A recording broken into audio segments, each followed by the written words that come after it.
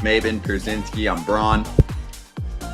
So, AJ, you weren't here on... Hold up. What? Hold up. First of all, you don't get to just call yourself last name. Tell him Cam. You can't I'm Braun. Just be like, I'm Braun. Like, nah, you ain't play. You're Scott. You haven't heard me do that before? You know, for the first year of the show, I did that like every day. He's feeling some type of way today. I like really it. Wasn't listening. He didn't listen for the first year of the show. You got a little grainy already, but let's hope that you stay hot here. All right. So first off, AJ, you weren't here on Friday. I wanted to get your take on now the suspensions that were dished out. Dennis Santana got 4 games for swiping at a fan. And then in the Padres-Dodgers battle, we got a lot of heat, a lot of positive and negative heat from fans on all the socials throughout the weekend. There was one thing that we forgot to mention, and I know, AJ, this is probably where you'll want to start. Robert Suarez did enter the game for a reason. Kratz was like, oh, they brought him in as a hired gun. No, he had to clean up the mess from the previous reliever. I forget what his name was. And he threw out Ohtani on a 3-0 count. We didn't get to that part on Friday. Oh, the only problem I had is don't hit him 3-0. Hit him the first pitch. Why are we waiting? Why are we waiting until 3-0? Hit him on the first pitch. Like, if you're coming in to do that, hit him. Get it over with. But listen, I was in San Diego this Saturday, so I got to talk to Schilt, and I asked him, and I want y'all's thoughts. Who wins? And I asked Mike Schilt this. Who wins between a fight and Dave Roberts? Mike Schilt and Dave Roberts. Who wins the fight? Well, I'm going to let Braun answer that first. No one wants to hear me on here. They want to hear you guys. Listen, you put me in a tough spot. I love both of these guys, but I'm going to go with my mentor, Dave Roberts. I think he's still a little bit, spry. Still, I think the footwork is maybe a little bit too much.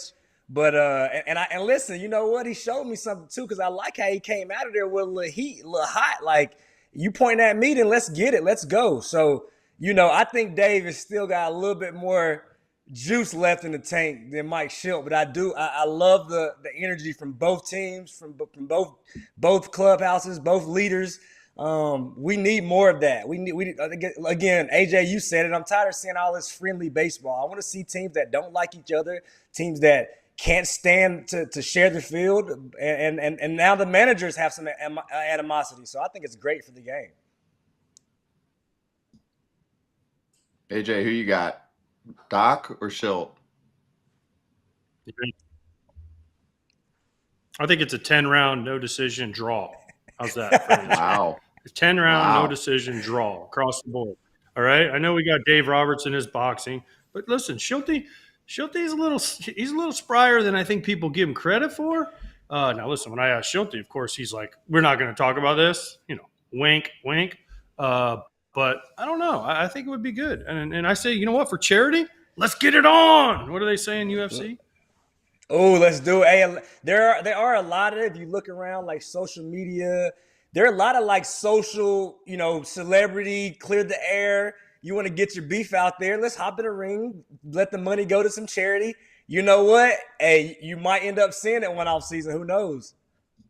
That's true. Yeah, I don't think it'll be anytime soon, but maybe when they retire, they'll be like, hey, let's put some money a good way. All right, let's charge the damn mound.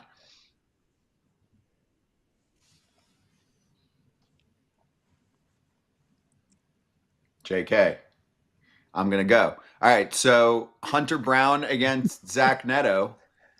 I think I know who I'm picking in that one, but what did you think of the back and forth that those two had? Cam, you can start here. So Brown basically said that Neto's crowding the plate, and that's why he's getting hit. Neto was like, yo, you did this to me last year. And Brown's like, I know. You're crowding the plate, bro. Well, listen, what? I went back and watched every at-bat. I went back and watched it last year. And one thing I will say, even though I am pro-hitter, in Hunter Brown's defense, Zach Neto, his toes are on the white line. I mean, he is hanging over the dish. So at some point, as a pitcher, they have always been taught to establish the inner half. And Hunter Brown, we know his command is pretty good. We've seen it. He can throw the ball where he wants.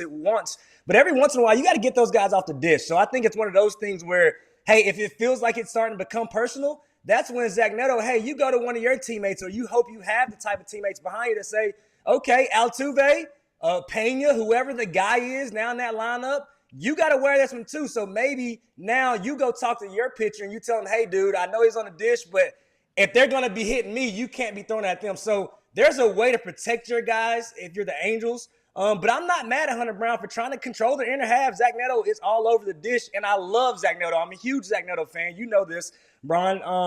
But listen, you got to establish the inner half if you're a pitcher. And a Hunter Brown, listen, I'm taking him in any of that scrap. You heard him, AJ. He said Braun. He did? I thought Brown. He's Brown and Braun. He's Braun. He's Braun the rest of the show for me. I love it. We're locked in. No, you can't give yourself a nickname. It's rule number 1. You can't give yourself a nickname. My last name. You can't talk about yourself like that. You're not a third person kind of guy, Scott. Here's the thing. Like, I have no problem with Hunter Brown. He don't like him hanging over the plate. He did what he had to do right here. Whack. And you know what's funny? Neto's pissed. He almost swung at that pitch. That shows you how close to the plate he is. You can't get mad if you almost swing at the ball. Like, throw your bat down and yell at Hunter Brown because you almost swung at one. Like, that's your own fault. You're too close to the plate. Listen, as someone that was on top of the plate when I hit, and I got hit a lot, and I stuck my arm into a few too, and I also did that right there. You know what you can't do? If you're on top of the plate and you don't walk like me and you got to take getting hit as OBP, you take it, you go to first, and you be quiet. That's it. Like, he almost swung at that ball. He almost swung. He was like, full, I'm going to hit this ball. Oh, no. Right? I mean, that ball's like almost on the plate. Post-game quotes were great. So I'll read Neto.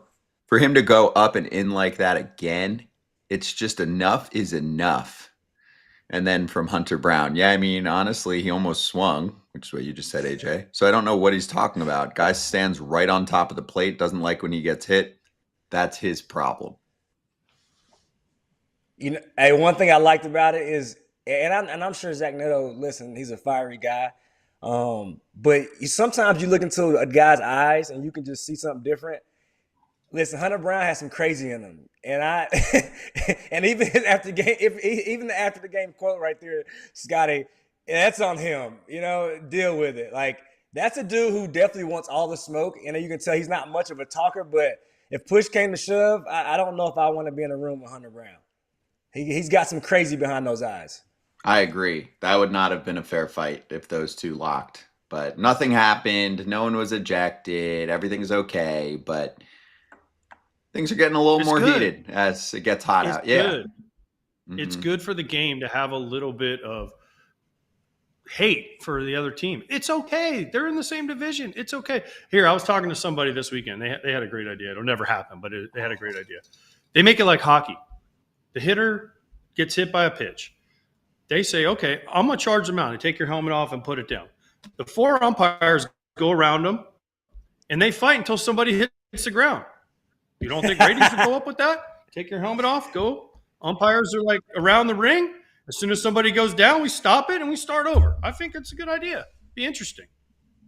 So hockey's trying to get rid of that.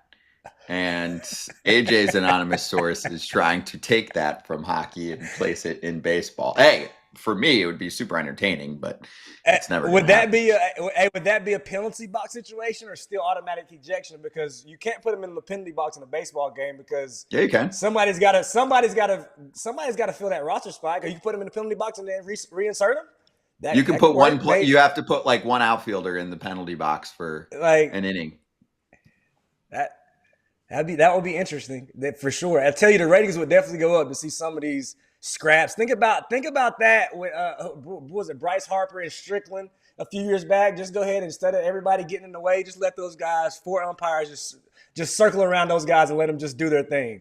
That would have been insane. See, now we're talking. Like, can you imagine if that happened and the umpires surrounded everybody and said nobody gets in until one of them hits the ground? Like, think about how much views that would have gotten on Foul Territory. It would have been insane. And when do the Dodgers play the Padres again? When do they play again? Not for a while. I think not until August. August and 20-something. Yeah. August 22nd, yeah. 23rd. Guess who'll be there.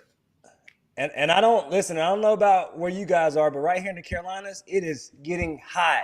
And we all know as the heat goes up, the temperature on the field goes up as well, right? Guys get a little bit more easy to upset. Guys, tempers are a little shorter. That heat is real, right? That old heat factor is real. Guys are not playing around right now. Guys are pissed off, and they are ready to fight, and I love it. I think it's great for the game. Cam, think about this. August 15th, by the way, up. AJ. August 15th. Okay. Don't bring this up, Cam, by the way. Don't bring this up to Scott because his favorite player, bleh, right, on the field. But, yeah, it's getting warm out there. Ellie had a little problem with the heat. You would think he'd be okay, but he went barf. He went puke. Full The puke Reds on get the their field. own segment coming up, but hold up.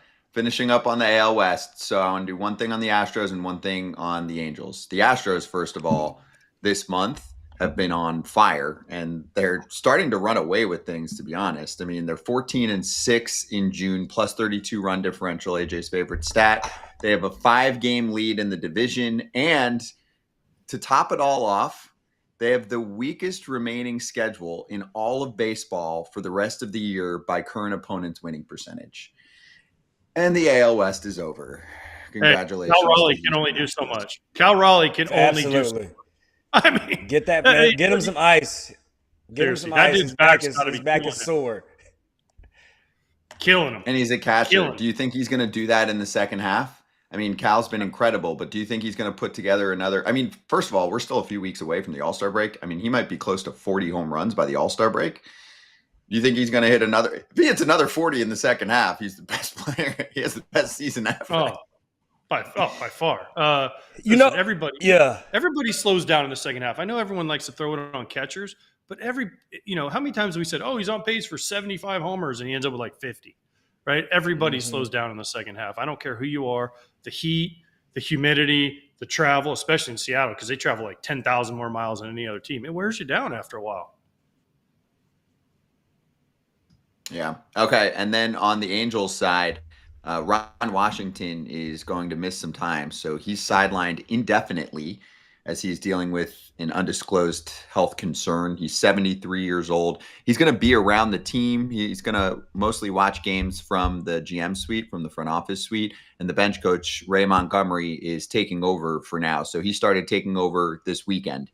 And the guys know him well. He's managed the Angels before. He took over when Phil Nevin was suspended following a brawl with the Mariners in 2022. He also managed the team for a few days in spring training when Wash was dealing with a health issue. And, he's been around the team a lot, but get well soon to Wash. We don't know many details. Although, Cam, it does sound like they might have even used indefinitely wrong. To me, indefinitely usually means like quite a bit of time. And it sounds like it could be, I don't know, a couple weeks, and then Wash is back in the mix. Yeah, that's according to Perry Manazian, talking about the return of Wash. And, I think the good thing about it is Wash is still there, right? So I think that bodes well as far as, his health. I think him being in the building, watching his boys, I think that still means a lot. So, again, even you talk about the weather right now, this heat. Who knows if it's just a weather thing? He can't be out in that weather. Who knows? But from the looks of it, he looked good in the box. And I think that was – all signs pointing in the right direction. Agreed. Listen, Wash can manage from the dugout, from his home, whatever. I mean, they have cell phones out. But I got a question for y'all too, because remember, Mike Schilt was suspended for Friday night. Now I asked him. I said, "What did you do? Did you?" Because I invited him to dinner with me, but he said he had to work even though he was suspended. But my question is did y'all know that he was locked in his office, okay, for the game? And there's MLB people that sit in there with him and make sure he doesn't pick up the phone to like call down to the dugout or call down. Like they lock him in his office. He can't leave his office, right? I'm like, what if you got to pee? They're like, oh, they follow you. He's like, he can't. He's like, you just had to sit there like this and just watch the game on the TV. Like MLB people were watching him everywhere. I'm like, damn, that's crazy. That's what I'm saying, AJ. Remember, one time you were like, oh, well, they could still manage from the tunnel. I'm like, not anymore. MLB's got the security guard sitting there. Yeah. I was thinking, I think I was on that show last time AJ mentioned that. And I was thinking like, AJ, usually the guy, at least, this wasn't that long ago. I just retired, 3-4 years ago, where a guy gets thrown out and he still be sitting in the clubhouse, kind of near the door and kind of, hey, what's going on, kind of communicating. So, the game is definitely progressing to where when they say you're ejected, you are truly ejected. And when you're suspended, you are truly suspended. So, and was this during the ejection, AJ, or was this his suspension game? His suspension game. He had to sit in his office in San Diego. So he was still allowed to come to the ballpark, though. See, I thought, and when the game started, for players, AJ, usually when you could come do your workout, but once the game started, you had to leave the stadium. So even that's new, where they can like stay at the stadium now, apparently. Yeah, but the problem with it is he stays at the stadium. If he stays at the stadium, they can watch him. If he leaves, he could be sitting at home, sending text messages to the trainer, and right? Like, I mean, he could be. They could give him a direct line to the bullpen phone. He'd be like, "We need to." He get could have went to Suarez dinner up. with you. He could Yeah, have. he could have been. Yeah, He could have. Oh man, we had a great dinner on Friday night. Let me tell you. He could have been sending in messages from dinner with you. That would have been perfect. I could have been managing the Padres from the dinner place. Exactly, but instead, who do I want? It's basically house arrest, it's office arrest, and they watch Yeah. it. So that's, I guess, a newer thing. All right, we're stepping aside. We're going to talk about AJ's favorite player, Elly De La Cruz, amongst other topics with the Reds, and see Trent Rosecrans covering the team for The Athletic. Chase Burns, first-round pick last year, making his debut on Tuesday. Let's get into it.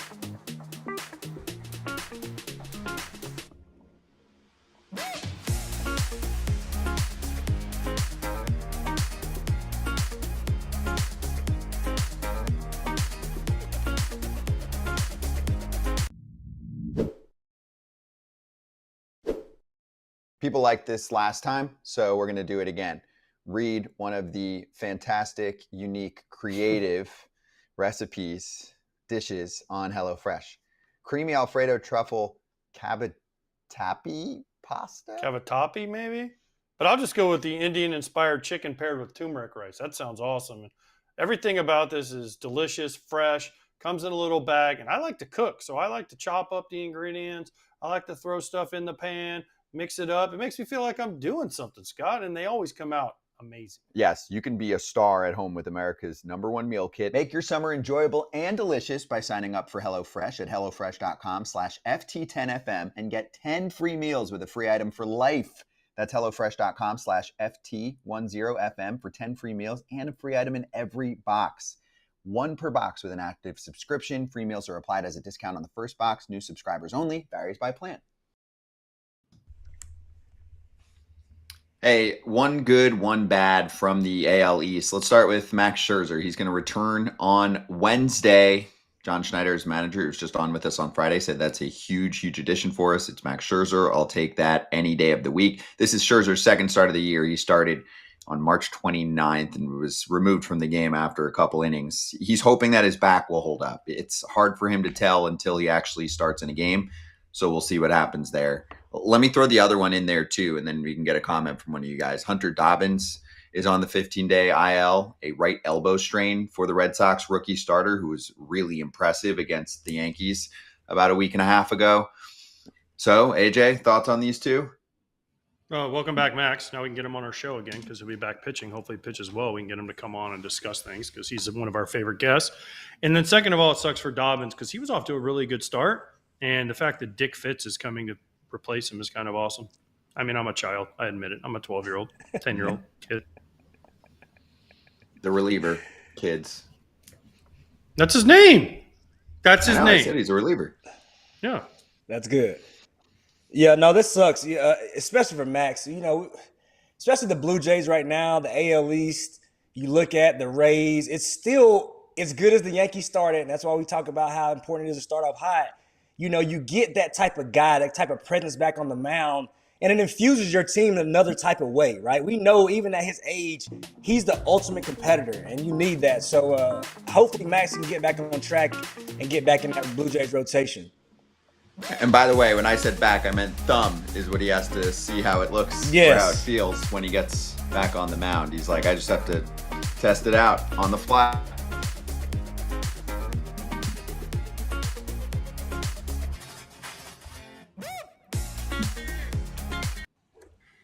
See Trent Rosecrans from The Athletic covers the Reds joining us right now. Trent, good to see you.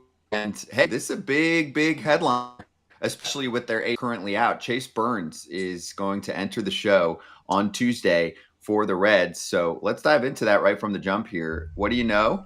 Were you surprised about the timing? And how much of an impact can this make in the rotation? Honestly, wasn't that surprised.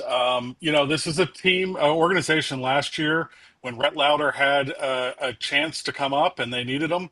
He came up. They needed somebody. And they've proven that they're not scared of doing that, and so it's exactly what they told Chase Burns last year when they drafted him and said, "Hey, we don't want you to throw the rest of this year," and he wasn't really excited about it, and he wanted to pitch, but once Louder came up and they were good to their word, it eased his worries, and so then all he did was just go out and dominate. I mean, what is it, 83 strikeouts or 89 strikeouts to 13 walks? And like, even if you dig deeper in that, of those 13 walks, four were in his first AAA start, and then the first six were in his first four starts. So he had three in all the other starts, which is when you're hitting 100 and striking out that many batters, that's pretty impressive. Hey Trent, I want to ask a question that last time I was on the show, AJ asked. When you have a guy, shooting through the minor leagues like Burns with that type of arm, and you have a guy like Caglione with the ability to hit 40 homers at the big league level, when you see an arm fly through the organization like this, and you see a bat fly through the organization like this, I want to get your take. I'm going to take AJ's question here that he's asked in the past. Who do you go with in the draft? Do you go with that big bat, or do you go with that possible arm when we know that sometimes an arm is an injury away, or who knows what away from not being who we thought they were going to be? Yeah, it's tough. You always kind of think about that, and the Reds kind of just go with who they liked the most, and they really liked Cags. They really liked Nick Kurtz, the first baseman at Wake Forest, but they just felt like Chase Burns was someone they couldn't pass up. And if you remember last year, everybody's talking about Bazana or Charlie Condon going 1-2, and which one's going to go one, and then the other would go two. And the Reds kind of went off board and went with Burns, and it kind of took some heat. Like, people criticized that pick at the time, and they just said, "Hey, we really like this guy." And I was talking to the signing scout today, and he said, I put a 70 on his fastball, a 70 on the slider, but I put an 80 on his competitiveness, and that is what really tipped the scales in his favor. Okay, Trent, C. Trent. Which one is it? Is it Trent or C. Trent? It's both, but Trent's fine. What's C stand? Every show. I know, but I want to know what the C stands for. Charles. Charlie. You're Charlie from now on. Charlie. By the way, it doesn't hurt that Burns throws. My dad was Chuck. Ah, well, Charlie. That's why you're not Chuck. Trent or C. Trent. Those are your options. He just gave them to you, and then you tried to give him a different option. Because I've heard AJ called a lot of things, and I can exactly. See, so that's the point. See, Scott tried to nickname himself. That's how you get a nickname. Scott, you give it to someone else. Now, Trent. All right, seriously. I mean, Burns throws 100. Burns has a nasty slider. We all know this. But could they give him an easier landing spot than the Yankees? Like, they got to go Yankees off the bat? Like, they couldn't have given him Rockies or something, White Sox, or, someone like that? They went Yankees. Well, the injuries don't always happen, and holes in your rotation don't always happen when you want them. But honestly, from what I've talked to Chase and the people I've talked around with him, I think if you gave him his druthers, he would pick the Yankees or the Dodgers. Face Shohei or Judge right away. First inning in the big leagues. He's going to face Aaron Judge. How we doing? You get an idea where you stand real quick when that guy's at the plate. Yeah. I want to ask. You talk about the elite fastball. You talk about the elite slider. And I know he's dominant. I know he competes, and it's a different level. How much of that is stuff that we're looking at? And I know college is different as well because we saw him overpower a lot of hitters. But how much of that is a guy who actually is coming here and he's going to be able to rely on some command as well? Because as we know, a lot of guys come up here with stuff. But what eludes them is that ability to command the strike zone. And up here, stuff still gets hit. Where is he as far as the organization believes, as far as a command standpoint goes? They're just over the moon. I mean, they wanted him to fail somewhere along the way. And even if you look at Rhett Lauder, when he went up to Double-A last year, he struggled for his first 3 or 4 starts, and then kind of got it together. touched, I think he had one start in AAA, and then, he made 6 starts in the big league and put up a 1.16 ERA or something like that. And so, like, I think they were really hoping that someone would hit him somewhere along the way, just to be like, hey, this isn't all that easy. But, all the places they had to play him and pitch him, nobody could touch him. So, yeah, it's pretty crazy. It's weird though, Trent, that the Reds, unlike the Cubs who were in their division when they brought up their young stud Horton, they used an opener because they didn't want him to have to face the top of the Mets lineup the first time, because Lindor, Soto, and Alonso, they only come up once a game. So if you don't face them that first time, you're never going to have to face them. I love that Tito Francona's a little more old school. It's like, hey, Chase Burns, guess what? You throw a hunter with a nasty slider, go get the Yankees in the first inning. Let's see what you got. But that to me, that is awesome of Tito. What are you telling? Also tell the kid, I believe in you. Right. And that is Tito's superpower, is that he lets everybody think that he believes in them 100%. He connects with everybody, and I think they think this kid is so special that this is where he wants to be and where he should be and where he can compete.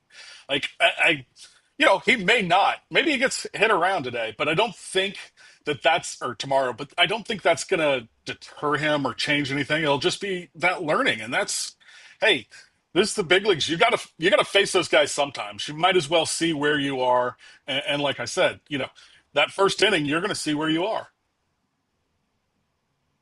Trent, is Abbott the best pitcher in the National League besides Paul Skeens, maybe? I mean, Andrew Abbott's having a great year. He's got to go to the All-Star game. Oh. He's got to go to the All-Star game, You would hope right? so.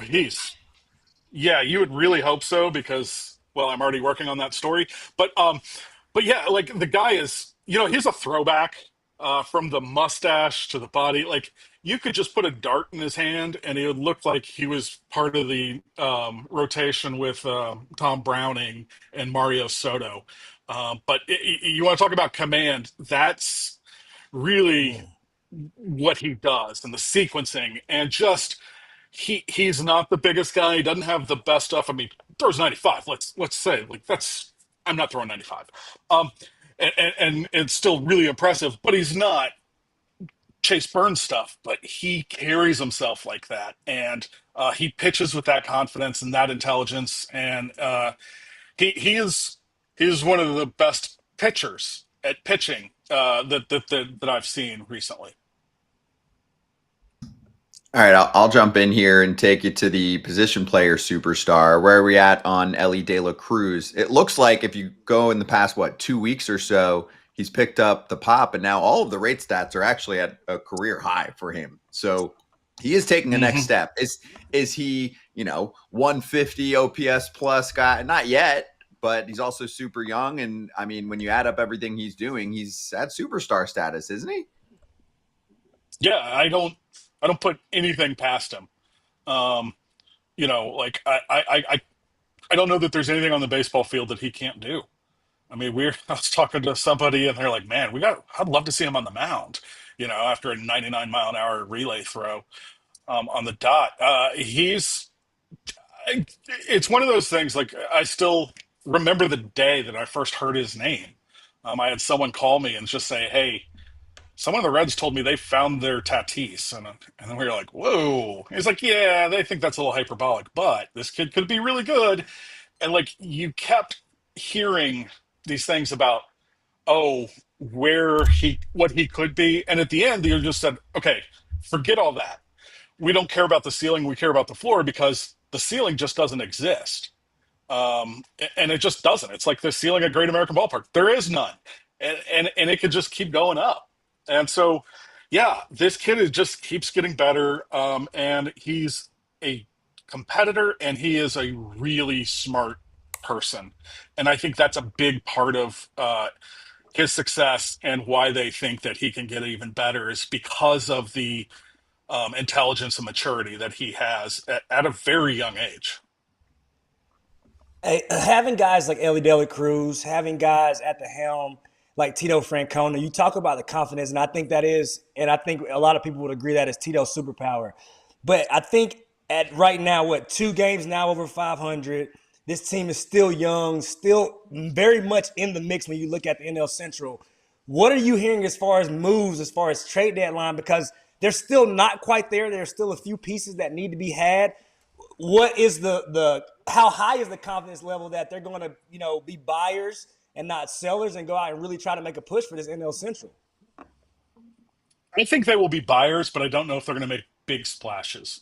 It'll probably be more on the margins. But because you need they do not hit left-handers well. The outfield has been inconsistent other than TJ Friedl. If you want to talk about underrated guys, TJ Friedel's having a heck of a season. And when he is healthy, like he was 2 years ago and this year, he is a great tone setter at the top of the lineup. But their corner outfields, they just haven't quite found it. They're hoping that Austin Hayes coming back is part of that. You've seen Matt McClain kind of turn it around after struggling early. Noelvi Marte. But you're counting on. Here's the thing: is I think they're counting on those guys coming back and being healthy. But Noelvi Marte's track record is up and down. Austin Hayes has been on the IL 3 times already this year. When he's been on the field, he's been great. But if you're counting on that, that's you always hear about, we're counting on who's going to return. I just don't know if you can count on those guys because you haven't been able to. So there's a chance. I'm sorry, AJ. I was going to say there's a chance they could be sellers if you're really being realistic about the roster. Is what I mean. I don't want to insinuate, but when that answer makes I think me they feel could like do something. I think they could do something where they take from one of their strengths and address one of their weaknesses. One of those kind of deals. But those are tougher to do at this time, and we shall see. It'll be interesting. I think they are going to add and try to make a run at this division because you can. I mean, the Cubs are really good. The Cubs are maybe the best lineup in baseball, but you still have questions about them and their rotation.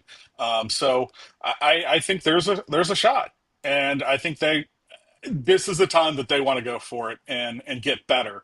Now we'll see how much they're willing to pay. That was my question. How much are they willing to pay? And is this roster, as it's constructed now, good enough to make the postseason? Because here's the problem with the National League. They're in the National League, right?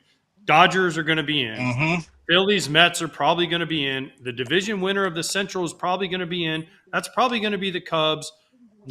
Giants, Padres, one of them is probably going to be in. There's 5. You got one spot left for Braves. I can't count them in, but a Brewers, a Diamondbacks, a Padres, right? A Reds. There's a lot of people that are fighting. Cardinals just took 2 or 3.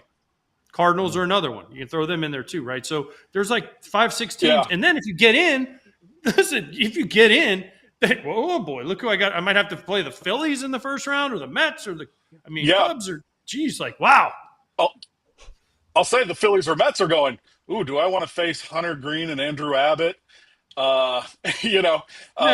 Like I like the Reds in a series, especially a short series if their pitching is lined up, because if Hunter Green is back and then Andrew Abbott, Lodolo, maybe Chase Burns, maybe Rhett Lauder, maybe Nick Martinez, Brady Singer. I mean, we're talking Brady Singer as your 4 or 5. That's pretty good, So I like the Reds pitching, and I really like them in a short series with that pitching. However, getting there might be tougher than advancing.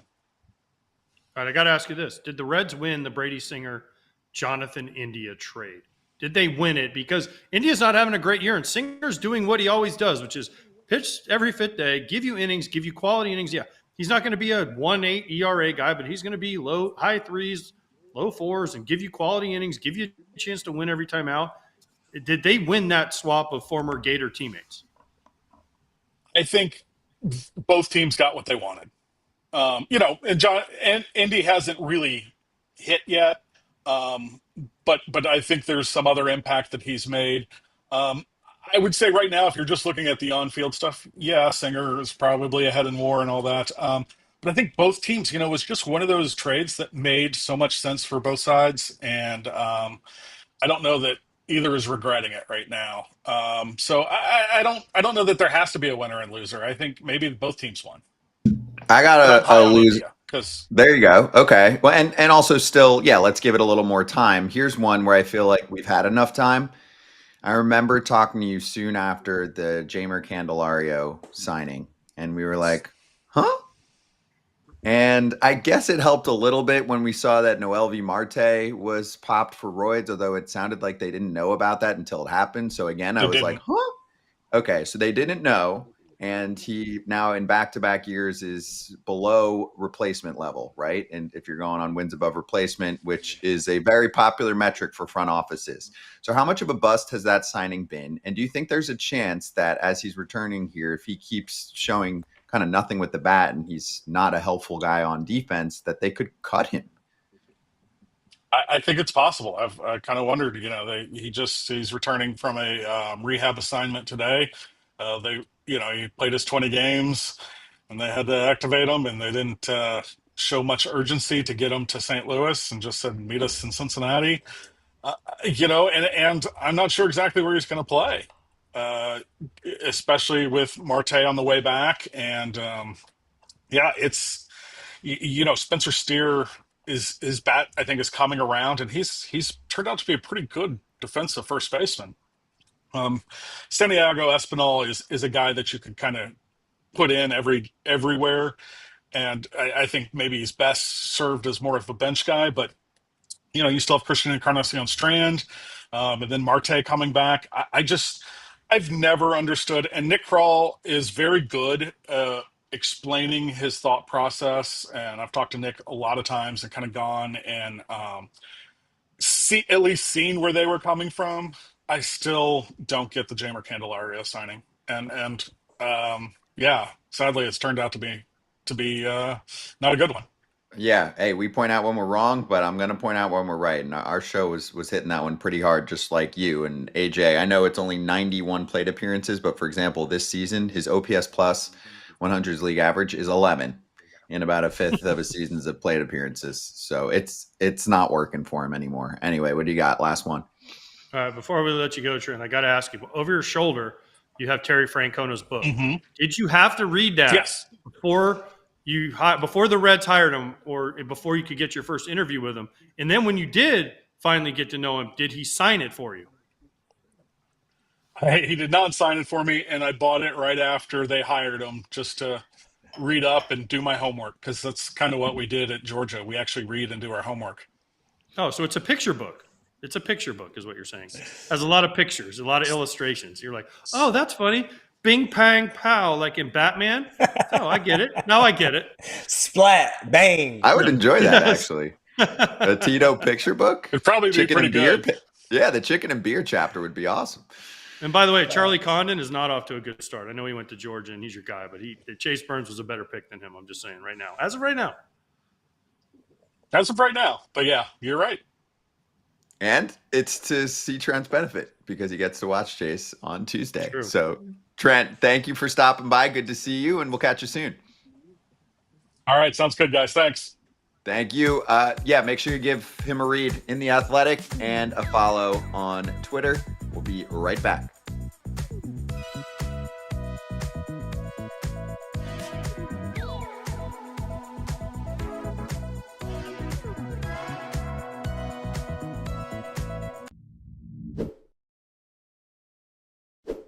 FT fam, did you know that Huel has sold over 500 million meals around the world, and now it is your turn to try it while I drink it.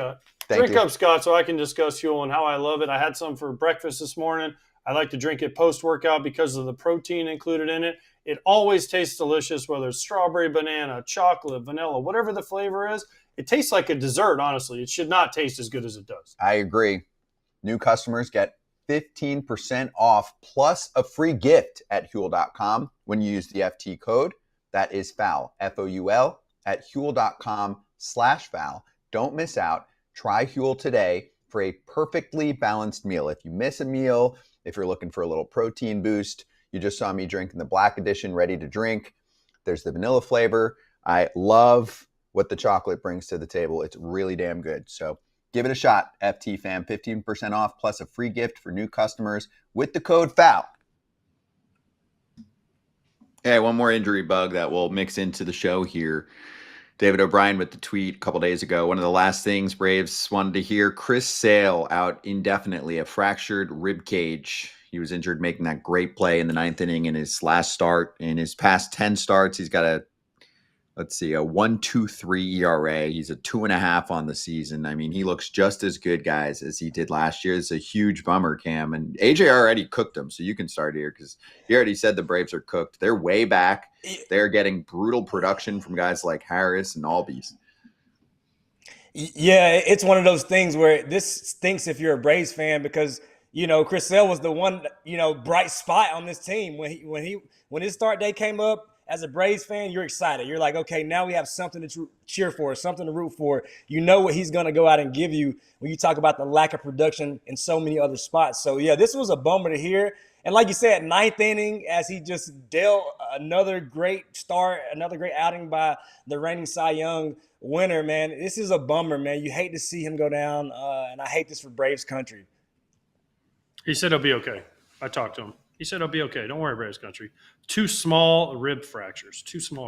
So I don't know what that entails, but I love that the Mets fans were like celebrating that he got hurt. There's Mets fans who are like, why'd you treat this like your World Series? It was just a random dude. Like the guy's a competitor. Soto hits that ball. He wanted to get him out. Like, I don't understand how someone could be like, oh, what are you doing? Like, dude, he got an out.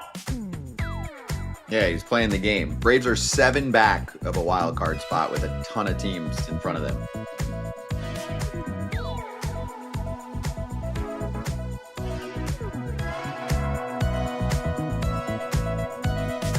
Steer right. There's 25,000 people there, and I vaguely hear a warning issued.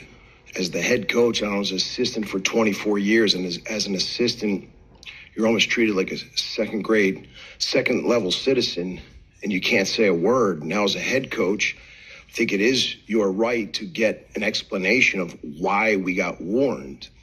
And I'm 48 years old. I shouldn't get shooed by another grown man. So when I come out to ask what the warning is, a grown man shooed me. So at that point, I can now hear him say, it was a warning issued for arguing balls and strikes. And at that point, I said, because you missed 3, ejected. If that warrants an ejection, I'm the first one to stand here like a man and apologize. 2 words that define our program are own it. You have to own everything that you do without blame, without defending yourself, without excuses. If you guys watched the video, there was a guy that came in extremely aggressively, tripped over Campos's foot, embarrassed in front of 25,000, immediately goes 2-game suspension and said, bumping the umpire. All right, so that's Kevin Schnall, Coastal Carolina head coach. We wanted to give it the full couple minutes there and congratulate the LSU Tigers, who have now won 2 championships in the past 3 years. That is super impressive, but damn, AJ. In the first inning, they booted Schnall, and then we had the biggest flop of all time. First of all, let's start with this. Do we know the umpire, the Angel Campos, was a big league umpire, right? He was let go from Major League Baseball for overreacting thing. Do we know what his middle name is? Angel Hernandez. Sorry, but those are the facts. Not making fun of anything, but his middle name it's Angel Hernandez Campos. Okay, and so he overreacted here. This is amazing. Listen, he's complaining. I get it. You're not allowed to argue balls and strikes, but when a guy challenges you, you got to come out and stand up for your team. Now to get him run, but the best part is the umpire tripping over his own 2 feet. And then saying, oh, that's your fault. Like right there he trips and he's like, you bumped me. No, he didn't touch you. You tripped over the other guy. Like 2 games. No, come on. It's like the dumbest thing I've ever seen in my life. Like he tripped. And I love his quote when he goes, I can't control another man's athleticism. Like he's right. Yeah, this is happening way too often in college baseball. It seems like there are way too many highlights of umpires overreacting because a guy celebrates a walk-off homer or a guy celebrates a big hit or a pitcher celebrates a big strikeout. It's just all too many times now that umpires are inserting themselves in the game when they shouldn't. Now, on the other end, I thought was also funny when he said that he asked what the warning was and he got shooed away, but then he actually heard that the warning was arguing balls and strikes. So you got the explanation. So then, for me, he was a little all over the place, but listen, I love the energy, but I don't like to see these umpires continue to insert themselves into the game. Let the boys play. Let the game play out. Like these moments are too big for us to be having these conversations after the fact that LSU won another national title. We should be talking about how great the Tigers is, Jay Johnson and staff, but instead here we are talking about another umpire, Angel Hernandez Campos, who continues to insert himself in games. The reason why he was reprimanded from Major League Baseball, like he still hasn't learned his lesson, so I don't know. By the way, also, congratulations. I mean, let's give LSU congratulations. The best team money can buy this year. Again. But, I mean, listen, they won it. They have great pitching. I mean, the start on Saturday night when the guy was Anderson went 130. Cade Anderson. By the way, Cade Anderson. By the way, Cade Anderson, congratulations. You're never going to throw that many pitches again in your life because he just proved he could throw 130, but when he gets to the minor leagues, they're going to be like, no, you have to start at 20 pitches and work your way all the way up to 80, and then we'll get you out of the game. Like, what are we doing? This guy just dominated for 130, and his last pitch was as hard as his first pitch. I mean, let the kid pitch, please. Like, when we get to the minor leagues, let this kid pitch. He could do it. Paul Skeens did it. And then the Pirates were like, we got to baby you. Now he's dominating. Let the kids pitch. They proved they could do it. Let him go. Sorry. Had to rant for a second. They'll stick him in rookie league, AJ. They'll stick him in rookie league and let him. We just want to protect you and just let the kid go out and do what he does, man. Don't hold him back. Exactly. Monitor his innings. Exactly. Let the kids play. Let the kids pitch. Let the kids go. And he's a competitor. I love because guess what? A lot of that too we saw, like you said, AJ, that was on him. Like, no, I want the damn ball. Like, give me the ball. Like, we need more of that. Not like, well, the analytical department said 75 pitches is my limit, even though I'm dealing right now and the game's on the line. I love that competitive fire. We need more of that. All right, so we've got some competitive fire. Joining us next, Jacob Misiorowski, the Miz, off to a great start with the Brewers, standing by.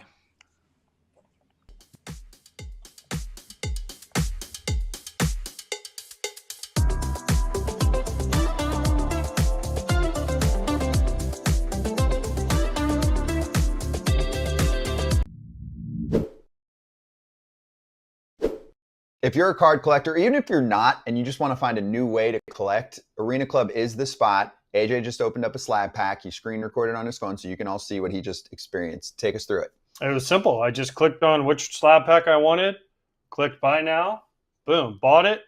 Card little pack starts spinning. You hit open, and then it goes all psychedelic on you. It gets a little funky, and then the card appears, and I got a Robin Yount rookie card. Yeah, you did. Pretty awesome. And then right after that experience, I saw the little buyback, and you said, nah, we're going to hold on to this for now. I'm going to hold on to this. Robin Yount's in the Hall of Fame. He's not getting any more rookie cards, so I'm going to stick with it for a little bit and see if the price might start going up a little bit. Yep, you can track that. And, of course, if you do want to do the buyback, then you can instantly sell it right back to Arena Club, get yourself another slab pack, buy a card, whatever it is. This is the spot for collectors these days, and you can use the code FOUL, FOUL, to get yourself 20% off your first slab pack or card purchase at arenaclub.com/foul. And I show you how deep the rabbit hole goes.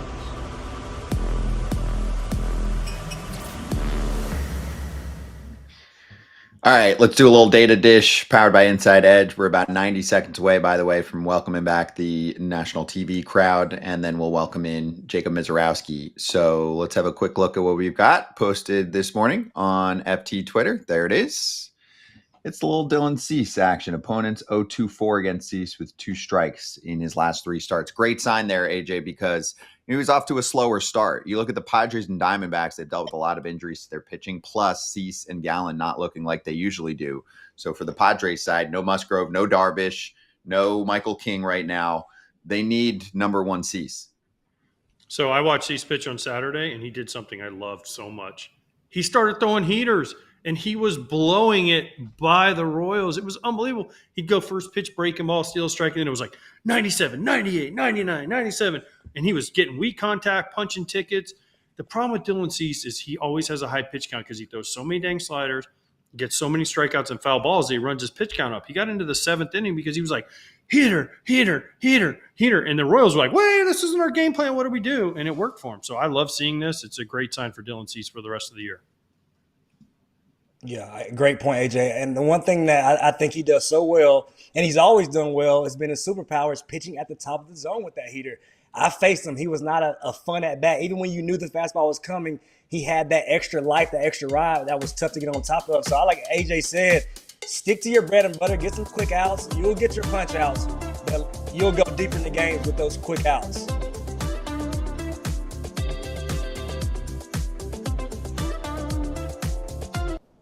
We're back on Foul Territory, and we've got rookie Jacob Misiorowski joining us right now from the Brewers, the Miz. How's it going? Can we call you the Miz, by the way? Yeah, that's fine. Hey, how's life in your first 2 starts? And thanks for joining us. How's everything? Yeah, no, it's good. It's awesome. It's everything I ever expected. What did you expect in your first couple starts? Like, I'm sure you envisioned this for a while, right? And the Brewers were patient with you and felt like this was perfect timing, and so far looking great. So what did you envision the major leagues would be like for you, and how has that differed from what actually played out these first couple starts? I mean, I don't think I thought I'd allow more hits. I thought I'd get hit around my first game and then kind of figure out and settle in. But, it's not the way it happened. Okay, so you actually thought with 102 nasty wipeout secondary stuff, 6'7", a 99th percentile of extension, 100th percentile of – you thought that you were going to give up hits, my guy? Like, I don't know if anybody told you your stuff is gross and nasty, but I wanted to ask you, okay, with you saying that, as a prospect – when I was coming up, I was a little overconfident at sitting down there in the minor leagues wondering, yo, what are they doing? Why am I here? When I look at your stuff, when I look at your ability to miss barrels and attack, was there any point where you were thinking, hey, like, I'm ready. Like, I'm ready to go and help this rotation. I'm ready to go and help this staff. I need to be called up. Like, can you talk about that process for you? Yeah, I mean, I think you always think that. I mean, I think anyone does. But, yeah, I mean, the whole thing with family and everyone back home was like, be patient, be where your feet are, and just accept what's going to happen is going to happen.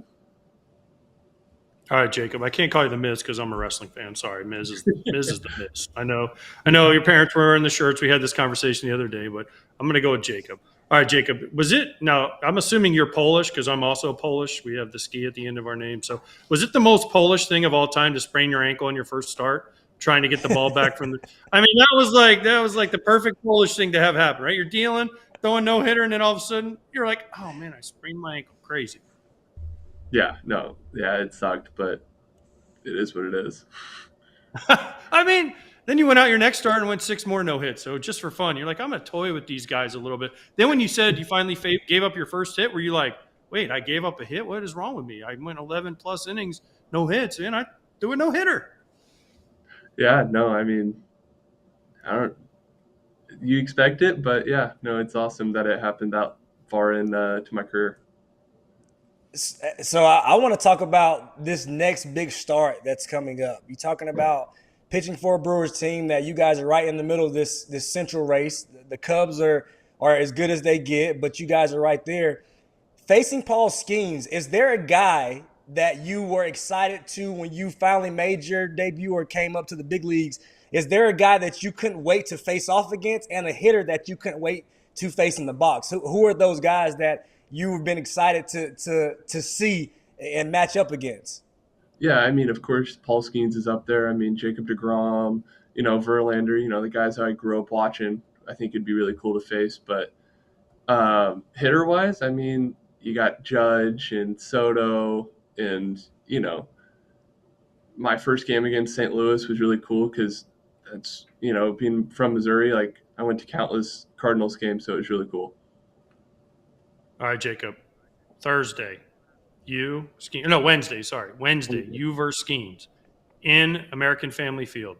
It's got to be a sellout, right? Can we get this thing on national TV so everybody in the world can watch you, one of the best young pitchers, and Skeens? I mean, he's still one of the best young pitchers, even though he's got a year in now. I mean, can we get this on national television, whatever channel it is? I'll broadcast the game for free just so I can watch it. This is must-see TV. You two matching up. I mean, both of you guys are going to be throwing 100. You do it different ways, but this has got to be one of the best matchups of two young pitchers in a long time. Yeah, no, it's really cool. I mean, I never expected it to, happen this soon, but no, I'm excited. I think it should be, but I don't make those choices.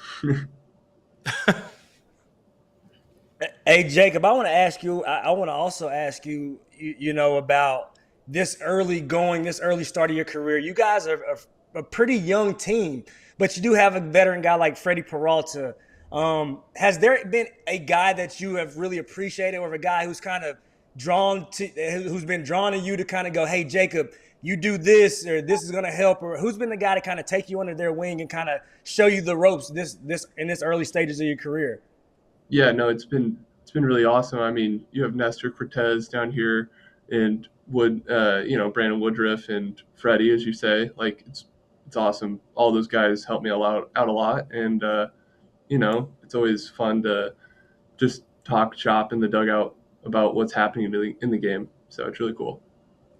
By the way, I've heard, and you got to verify this for me, you were a catcher when you were growing up? You wanted to be a catcher? You're a little bit too tall and a little bit too skinny to put on those things back there, okay? I think you made the right choice. Yeah, definitely. I mean, going through high school and stuff, I was catching, so no. I need more on that. But did you grow like 6 inches? Because 6'7" catchers, I'm like 6'4", and that's kind of about the top. But like a 6'7" catcher back there just doesn't look right. I don't think I was that tall in high school, but yeah, I was up there. Okay. Wait, so give me more. Like, and when did you stop? Were people trying to talk you out of it when you were throwing hard? Oh yeah, no, that happened like my junior year of high school. They're like, hey, you gotta choose one. You gotta choose one or the other, and you gotta be done. So. No, it happened quick. Okay, you were smart. You made the right decision. Right decision. Big facts. You made it right. Hey, Jacob, let me ask you this. Already 2 starts in, been dominant. How does it feel to already be headed to the Hall of Fame? Like, that's pretty cool to me. Like, can you talk about that? Like, I'll never be there. AJ, I'm sure he's got some cool memorabilia there. How does it feel to already be headed to the Hall of Fame and you just got to the big leagues? I mean, to be honest, I don't have any words for it. I mean, it's an honor, and I think it's really cool that, but physically, I don't think I can say anything about it because I'm like so shell shocked that it actually happened. I went to Cooperstown as a 12, 11-year-old and did all that tournament, and saw the Hall of Fame. So it's a dream come true. Hey, I also want to ask you this. I ask a couple of my guys because I'm a big MLB The Show advocate, right? I love the show. And when the first time I heard about you outside the draft, or the second time I found out about you was on MLB The Show. Jacob Misiorowski got my Jacob Misiorowski card. Do you play the show by any chance? And do you know how nasty you are on the show? Do you know they have you throwing just like you do in real life, 102 nasty wipeout stuff? And I just want to let you know you just made my starting rotation, okay? There's some nasty guys in it. So I want to ask you, do you play the show? And I want to let you know you made my starting rotation, just FYI. That's awesome. But no, I don't. I like to try and stay away from baseball when I'm not at the field. So, yeah, it's one of those things that game's a little too frustrating for me because I get a little bit too competitive in it. So. Jacob, so I like to do this with someone like you who did spend a decent amount of time in the minor leagues. We have quite a few current players in Major League Baseball, really, but it's more about the minor leaguers that listen, college players, high school players, etc. Right? They love listening to the player interviews specifically. So I like to make sure I always mention this. It's not like you were drafted 5 seconds later, you're up in the bigs, right? You had to go through a lot of learning. And I know even, looking at you now versus watching some starts a year or 2 years ago, the repeatable delivery that you've got working now. Can you walk us through, what it was like since you got drafted up until this point, like that middle portion of what you experienced? Was it difficult? What did you learn that got you to this level? Yeah, I mean, it was definitely a ton of work. I mean, you're grinding it out in Biloxi, Mississippi when it's 107 degrees out and you walk outside and you feel like you just got out of the shower. But no, I mean, it was awesome having all the coaches and stuff going through the system and all their support they had. But I mean, it's just one of those things that you can't stop. You can't stop grinding and working on your game each day, and eventually it'll, come true. Hey, tell Vasallo to get a better computer with silence on it, okay? Mute Vasallo's computer. Okay? Emails. Yeah, I mean, seriously, Vasallo. Not only – but I got a couple things for you. All right, first of all, you switch numbers after your first start from 33 to 32. What are you counting them down? So next one's going to be 31, so that way you can try to make 33 starts, and that way you know how many you have left on your back? I don't get it. So that was just a number that I've had forever, through college and all through the minor leagues. So it was more of a sentimental thing. So no, I'm going to stick with 32. Are you sure? Because, if you keep switching, you're going to have to buy all those jerseys. And your parents, it's going to get expensive for your parents because they're going to have to keep changing them every time you start. Yeah, I'm sure. Okay. But why couldn't you get it the first time, AJ? Why didn't you get it the first time? Why did it take one day? Why did it take a start? Did somebody have it? They get DFA? What? They didn't have it ready for you? I'm confused. Yeah, so Aaron Savali had it, and we traded him the day after my start. So yeah. Okay. Yeah, there was. You were the one that told him to request that trade. It was you. No, It's all your fault. Don't say that. It's all your fault. All right. If you want me, I need my number. Yeah, Sorry. that's right. Oh, you think you have power here, Aaron? Guess what? I'm getting you traded so I can have that number. That was smart by you. That was smart. All right. I got to ask you this. You're a big Chiefs fan, right? You're lucky that Kratz isn't on today because he's a big Eagles fan, so he would be wearing you out that the Eagles beat the Chiefs. So, I mean, are you sad? Can they do it again? And are you at Kelsey, Mahomes? Who's your guy on the Chiefs? Yeah, I mean, you have to root for Kelsey, and you also have to root for Mahomes. I mean, you can't not. I mean, he's the best quarterback in the league and the best tight end. So, no, I mean, I think they got another 2 or 3 in them. So I think I'm excited for this year and what's to come for the team. All right, where's Crowder College? I want to know where's Crowder College. I've never even heard of it. It is South Missouri, just south of Joplin, Missouri. Okay, so where? Yeah. In the southeast, in between where Oklahoma and Arkansas and all that meets. So right there. Okay. And how the heck did you end up there? Because you were a catcher and they were like, "Hey, we need to do pitch." No. So I was committed to Oklahoma State out of high school, and then I decided that I was going to try and get drafted, and Iowa Western and Crowder both came to me, and I fell in love with Crowder because I had some family down in Northwest Arkansas. That's right there, just south of it by 30 minutes. So got to be close to family and had a really good coach and team down there. Okay, now Ashby got the save in your win. Didn't he also go to Crowder College? So was it like Crowder College? Was it Crowder College Appreciation Day that day when you got your start and he got the save? Did the coach show up the whole team? That's got to be the biggest thing of all time, right? At Crowder College? Yeah, it's pretty close. It's huge. Okay. It's huge for the program. I figured that. All right, now before we let you go, your last name is Misiorowski, okay? I'm Pierzynski. The Polish national team needs a good starter. Can we count you in for the Polish national team? Now, don't be going to America, okay? We need some more Polacks to go pitch for Team Poland. So are you in or out? Because I know the guy that can get this done. Yeah, if they reach out to me, I think I'd be down. Yes. Suck it, Aaron Judge and Team USA. AJ already recruited. We got the Miz on the Poland. Team Poland, man. That's right, Team Poland. Now Team he's Poland the Miz 2026. He committed to Team Poland. Now he's the Miz. See, that's all you have to do is do something. Now you're the Miz. Now he's going to come out to the Miz theme song and the whole deal. He's fully locked and loaded. So we should get some shirts. Jacob Misiorowski instead of Jacob Misiorowski. Jacob Misiorowski. I like that. Wait, did you had the song? You had the theme song for the Miz in spring training? Yeah, the guys had the theme song for my walkout in spring training. I love that. I mean, last one for me. Was it cool that your parents wear that? Like they're kind of embracing the the Miz and all that, right? I saw at least them, if not others that they brought to your first start. And I'm like, that's cool. Like let's bring a little bit more of that. Obviously they're nervous, they're excited, but they're also kind of like embracing the persona. Yeah, no, I love them. They're awesome. Couldn't ask for any better parents and family they came with. So no, it's really cool that they made shirts and everything for it.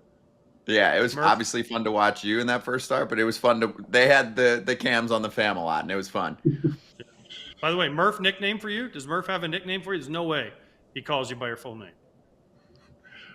I think he just, every time he's talked to me, it's just been Miz. So I don't think he has like a crazy one. I know some of the guys have some really off the wall stuff, but not me so far.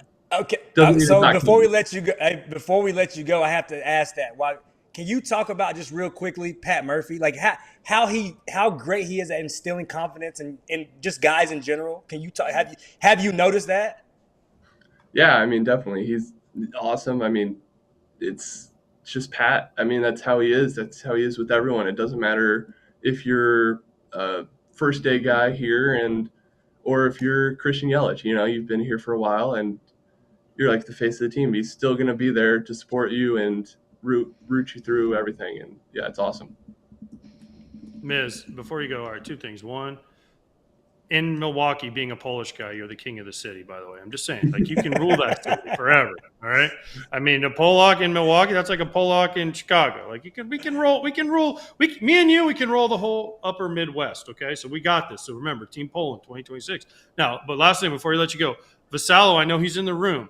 Have you seen him watch Game Changer with his son? And has he had to interrupt one of your interviews to say, hold on, my son is taking a ground ball at third base, so you got to stop talking while I watch this. Hey, have you seen this video of my son, Miz? Like, fielding a grounder? It's amazing.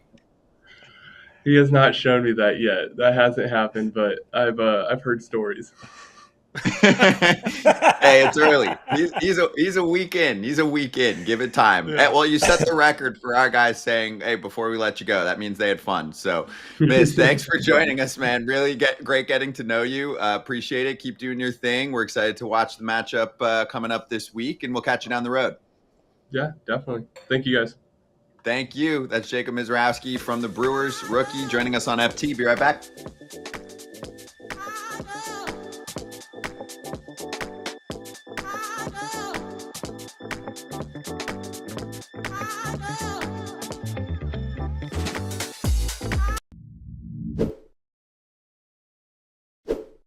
Well, if you're a normal human, you can't speak English to your pup. But what you can do to understand what they love, which is Spot and Tango Unkibble, is to see how they react when you put the Unkibble in the bowl. And my pup, Penelope, loves it. So does Bella. Well, Bella speaks Spanish, so she says, muy bien. I love this stuff. She says, wow, Dad, thanks for creating a custom plan based on my age, weight, breed, and activity level. You nailed it. And also, it's made with 100% whole fresh ingredients like real USDA meats, fruits, and veggies, but it's 40% less expensive than frozen food. So upgrade your pet's bowl with Spot and Tango Unkibble. And for a limited time, go to spotandtango.com/foul and use code FOUL for 50% off your first order. That's spotandtango.com/foul, code FOUL to get 50% off your first order. All right, we had our best friend Jazz Chisholm Jr. losing his cleats this weekend when he was hopping home. He said it's because he was so sweaty his socks were wet and everything slipped straight out. He said he had never had that happen. Not both, at least. Flipping off. I don't remember ever losing a shoe like that, but I also didn't play a pro sport. So did you guys ever lose your shoes heading home or just on the base paths at all? I've seen it happen. No, I actually had this happen. Running You did? first. When you hit and you press off with your back foot, push off to go, I think my cleat has popped up. I've never seen it like mid-run before. But, man, the catcher got kind of smoked weird way right there. Yeah, he got spun around real good. Oh. Elbow to the head.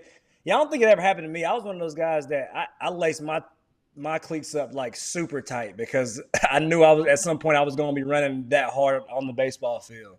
But yeah, hey, listen, it is hot right now around the globe. So who knows? Like you said, maybe he has sweaty feet. Most importantly, you know what that means? Yeah. Though, this shoe stank. This shoe stank. Stank. If they're that we'll sweaty, get a this shoe's gotta sponsor to stank. help cure that. For Jazzy Fresh. Actually, I'll save this other part. There's another part of the Yankee game that I do want to complain about from yesterday. Someone was sat after finally getting some knocks. So we'll get to that later. I'll save that one.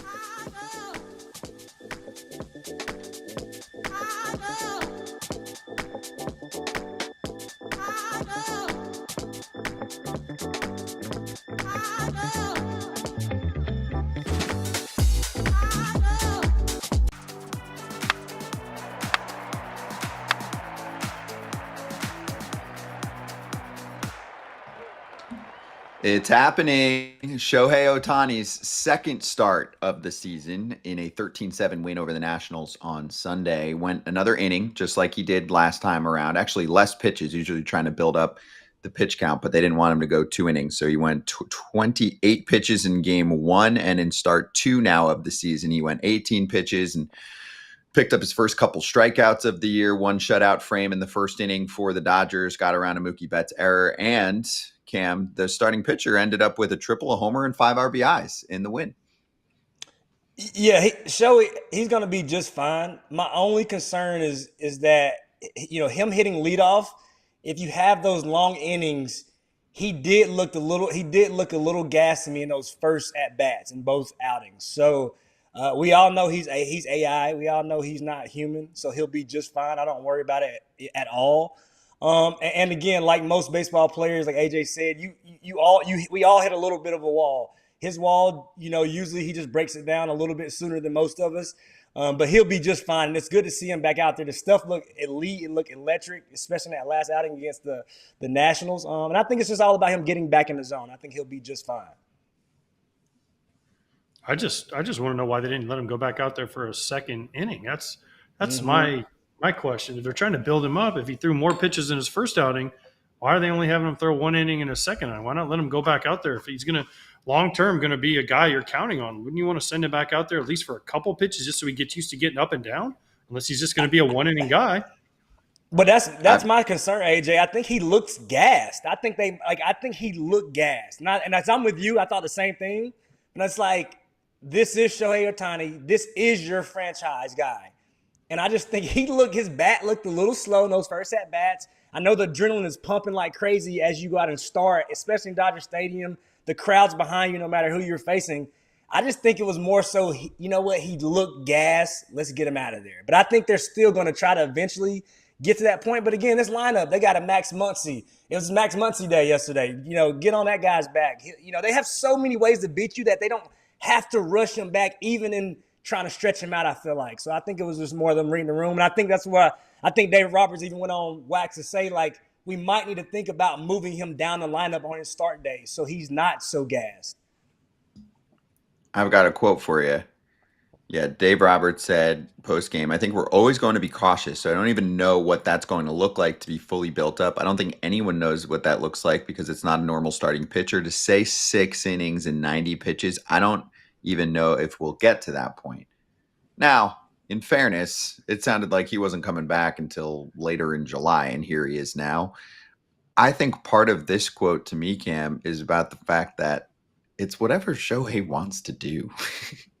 If Shohei in September is like, yo, I'm going 90 plus in 6 innings because I feel good, then they're not going to stop him. I think they just don't really have much intel because it's more about, hey, Shohei, how you feeling? We had Joe Madden on the show last week, and that's essentially what he told us. After they got through the Shohei rules that they created, and he said, I'm going to take over, they basically would just talk to him and be like, what do you want to do? And then he would tell them. Yeah, and I think you have even more room to do that when you're coming off a World Series championship and he didn't throw 1 inning. So I think you have the luxury when you talk about other guys who possibly could be back later on. There's no reason to rush him out there. Again, check on him. How do you feel? I'm a little gassed. I'm a little winded. And it seems like one thing he's really good at doing is being honest with himself and the team. So I think that's also his superpower, guys being honest about how they feel, especially this guy. So I think it's the smart way to go about it. And I think the track record of them winning a World Series last year with him not throwing an inning, makes it even more easy for them to go, hey, let's just take this as slow as we need to. By the way, let's give Max Muncy, my guy, some love. Shout out to Max Muncy. Ever since he saw me, he is hot. I mean, he is so hot since he saw me. So I don't know. I'm just saying, you guys want to get hot out there watching baseball? Come on to FT. We'll get you hot. We'll get you hot. AJ said for the ones in the back that didn't hear you, if you want to get hot, come on FT. Everybody, we'll get you hot. Lawrence Butler, everybody that comes on here, they rake. They get hot. Yeah. I'm just saying, proof is in the pudding. Number 200. Congrats to Max Muncy. I love it. AJ's right. And I mean, 7 RBIs. Who doesn't have 7 RBIs in a big league game? It's not that hard. AJ, didn't you just see the Padres and the Royals this weekend? Did you tell anyone, hey, if you want to get hot, come on FT? You know who always, every time I walk into the Padres clubhouse, runs up to me? Tyler Wade. He's like, dude, thank you. It means I'm going to get in the game today. Every time. I'm telling you, every time. Then every time I go into Schilt's office, I'm like, hey, Wade needs to play today. And Schultz just laughs. He's like, oh, he'll get in there somehow, play left field or shortstop, or he'll pinch run or do something. He's like, I know you're here. You're his guy. So he comes up to me every time. And listen, man, Jackson Merrill came back yesterday.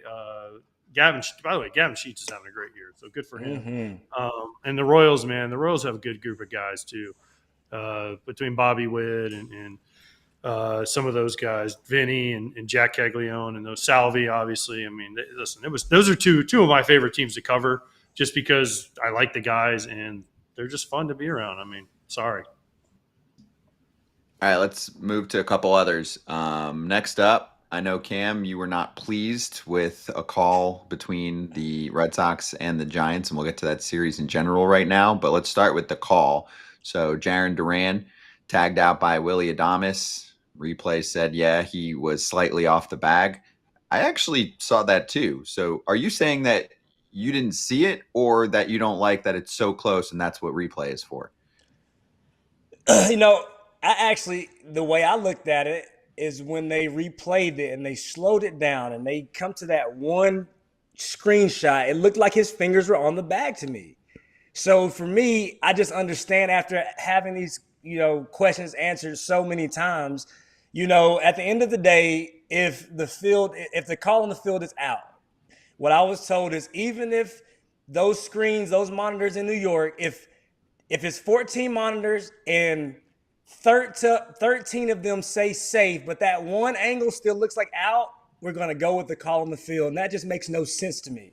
So I think Alex Cora, I think the people on the, at the game, when you're watching on the Jumbotron as a player too, it's even more obvious. When you're at home sometime and you get these angles at home that you get on TV, sometimes you can't tell. But when you're looking up at the Jumbotron and you're seeing this, I mean, it's big HD fashion as possible. I think that's what people understand. The frustration from Duran and Alex Cora becomes on the Jumbotron. It's obvious probably that, hey, his finger is in there. So for me, I don't understand how we're still missing these plays with replay. And then too, my other gripe is just slide into the bag. I'm tired of seeing guys overslide the bag. It drives me crazy. I was a base stealer. I was a guy who prided his game on his speed and athleticism, but it drives me crazy how many times and how often I see guys overslide the bag. So that's another conversation we can have. We got to figure that out as well. But I think replay, we got to figure out how to get this right. Where do we even start? I mean, replay is awful. Can't figure it out. I can't figure it out. Nobody can figure it out. Sometimes they're clear as day and they just don't want to change it because of personal, I don't know, whatever. But the bigger thing to me, and this is the Devers. Devers went deep his first time as Giant off Brian Bayo, right? Oppo, Taco. No, it's so hard to hit in San Fran. Watch this. Whack. No, it ain't that tough. Oh, by the way, that's not a homer in Boston either because the Green Monster kills it, but it's a homer in San Fran. So This is what they got him in for. This is what they brought him here for, to do this. I know the Giants didn't have the series they wanted to have, but listen, Devers is going to get settled in. He's going to keep doing this, and Giants fans are going to love him. Hey, and isn't it amazing how far communication goes, guys? All of a sudden now all we're hearing is Devers is willing to do whatever the Giants wants him to do. He'll play first. He'll DH. He'll mix in that third. Isn't it funny how just a little bit of communication goes so far with guys? Like all of a sudden now it's like Devers will do whatever the team wants when it was just all, came down to a lack of communication for me. So yeah, funny how that works. The narrative is totally changing when you talk about how he's acting in a Giants uniform. So we'll see how long that lasts. And But all of a sudden, he's back to that happy-go-lucky guy that we always heard that he was. So it's funny how that works. The Giants won 2 out of 3 in that series. They probably could have won swept them. But listen, this is what they brought him there for: score runs, do these things. And Buster Posey's smiling right now. He's smiling. He's like, "Oh, we got a dude that can hit it all over the yard. This is why we brought him in." And Giants are going to be trouble. Giants are going to be a tough out if they get in. This is a different offense. This is a different lineup now with Devers. Yeah, I'm sure he felt pretty damn good with the homer and the series win. We're going to get more into the depths of the – that's what he said, essentially. No, that's what he said. Jeff Passan's article from the weekend was pretty revealing about the Red Sox basically using a computer to talk to Rafi Devers versus the Giants using Buster Posey. Kind of a difference there, but we'll get to it. We'll get to it in a little bit. Coming up next, we're going to talk about the Nashville Stars and the fact that we might have a new team there out in Nashville, hopefully in the next, I would say, 4 to 6 years, something like that, waiting for the announcement before the commissioner retires. We'll talk to Will General, who is the director of marketing for the Nashville Stars.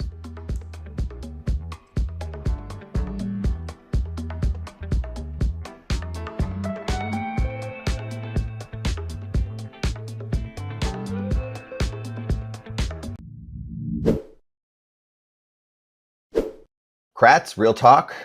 I do not carry cash around me. But what I do carry around on my phone is Cash App. Easy peasy.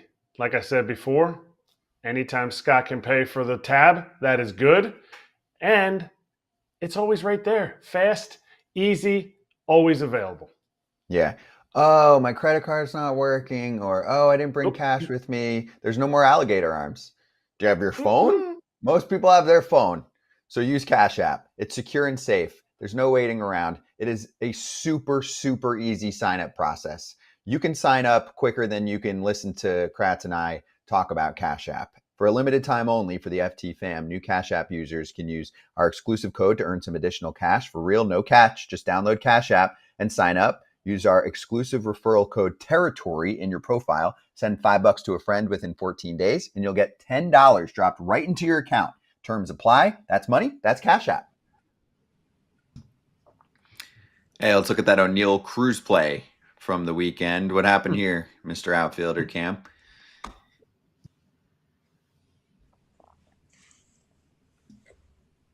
Little routine play, little routine play from Oneil Cruz. But what gets me is sometimes he plays with this lackadaisical, mindset. He comes out and he just kind of goes through the motions. And I think, now being on the other side is, as I think about moments like that is, some guys just get in a habit of, I think, playing big league baseball for granted, right? You wake up every day, you get to put on the big league uniform, you're getting paid millions of dollars, you're one of the elite players in the game. Even though I still feel like he has a lot that he could get better at. And I think right there, it shows you first and foremost is effort and energy. I think, seeing that is just, it's hard to watch, especially as a Pittsburgh Pirates fan, when so much is going on around the team, outside the baseball field. But when you get that type of effort, the one thing that you control is energy and effort. So seeing that, it was disappointing when you talk about the athlete that he is, the ability that he has in Oneil Cruz. And I just think, it should have been a situation where accountability, it may be a game or two. You got to sit over here, bud, and think about that. Think about, what we're trying to do. If I'm DK, if I'm Don Kelly, trying to really create an atmosphere, really trying to create a culture of accountability and guys playing the game the right way, that can't happen. So thank God for him that his right fielder was actually on the move to back him up. So it didn't look as bad as it really did, even though it looked pretty bad.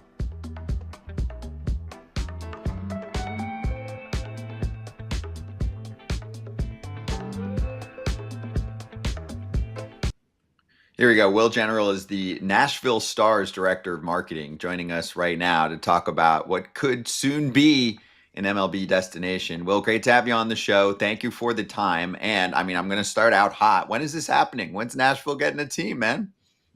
Hey, gentlemen, really appreciate you having me on today. And yeah, I'm excited to talk about the Nashville Stars. And there are things we can control and things we can't control. We cannot control when the commissioner is going to be ready for expanding Major League Baseball. But as those situations in Tampa and the athletics start to get figured out, we're really excited to share our package with Major League Baseball and the rest of the league for why Nashville is the next best city for Major League Baseball. So, Will, what communication has happened so far with MLB? Like, can you speak to them about this and get everything ready in advance for when the league finally makes that announcement that they're ready to add ball clubs? And what is the package like? I mean, give us the pitch. Yeah, for sure. So we're in regular communication with Major League Baseball on what we're doing and what we're building here. And what we're doing is clearing all the roadblocks and making it an easy path for Major League Baseball to show up here. So expecting no preferential treatment or anything. We are regularly updating them on what we're doing on the real estate side. I mean, with this city and this town, it's about finding the right location for a stadium or an arena as we talk about it. Because baseball's only going to be there for 81 nights a year plus some playoffs we'd love to see.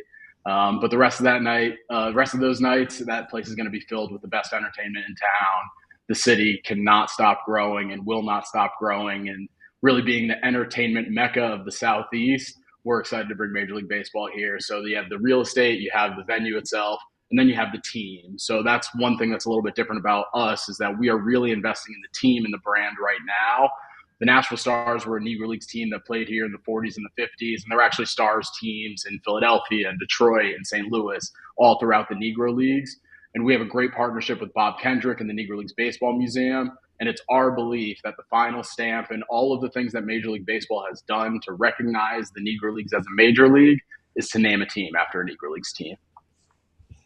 Hey, Will, I love that. And, being from Asheville, I do know how, big Nashville is starting to grow. So, my question is, when you talk about location, you talk about, being able to build a stadium, parking, what does that look like there? And then, too, you talk about a lot of other cities that, I always say Charlotte would be a great place.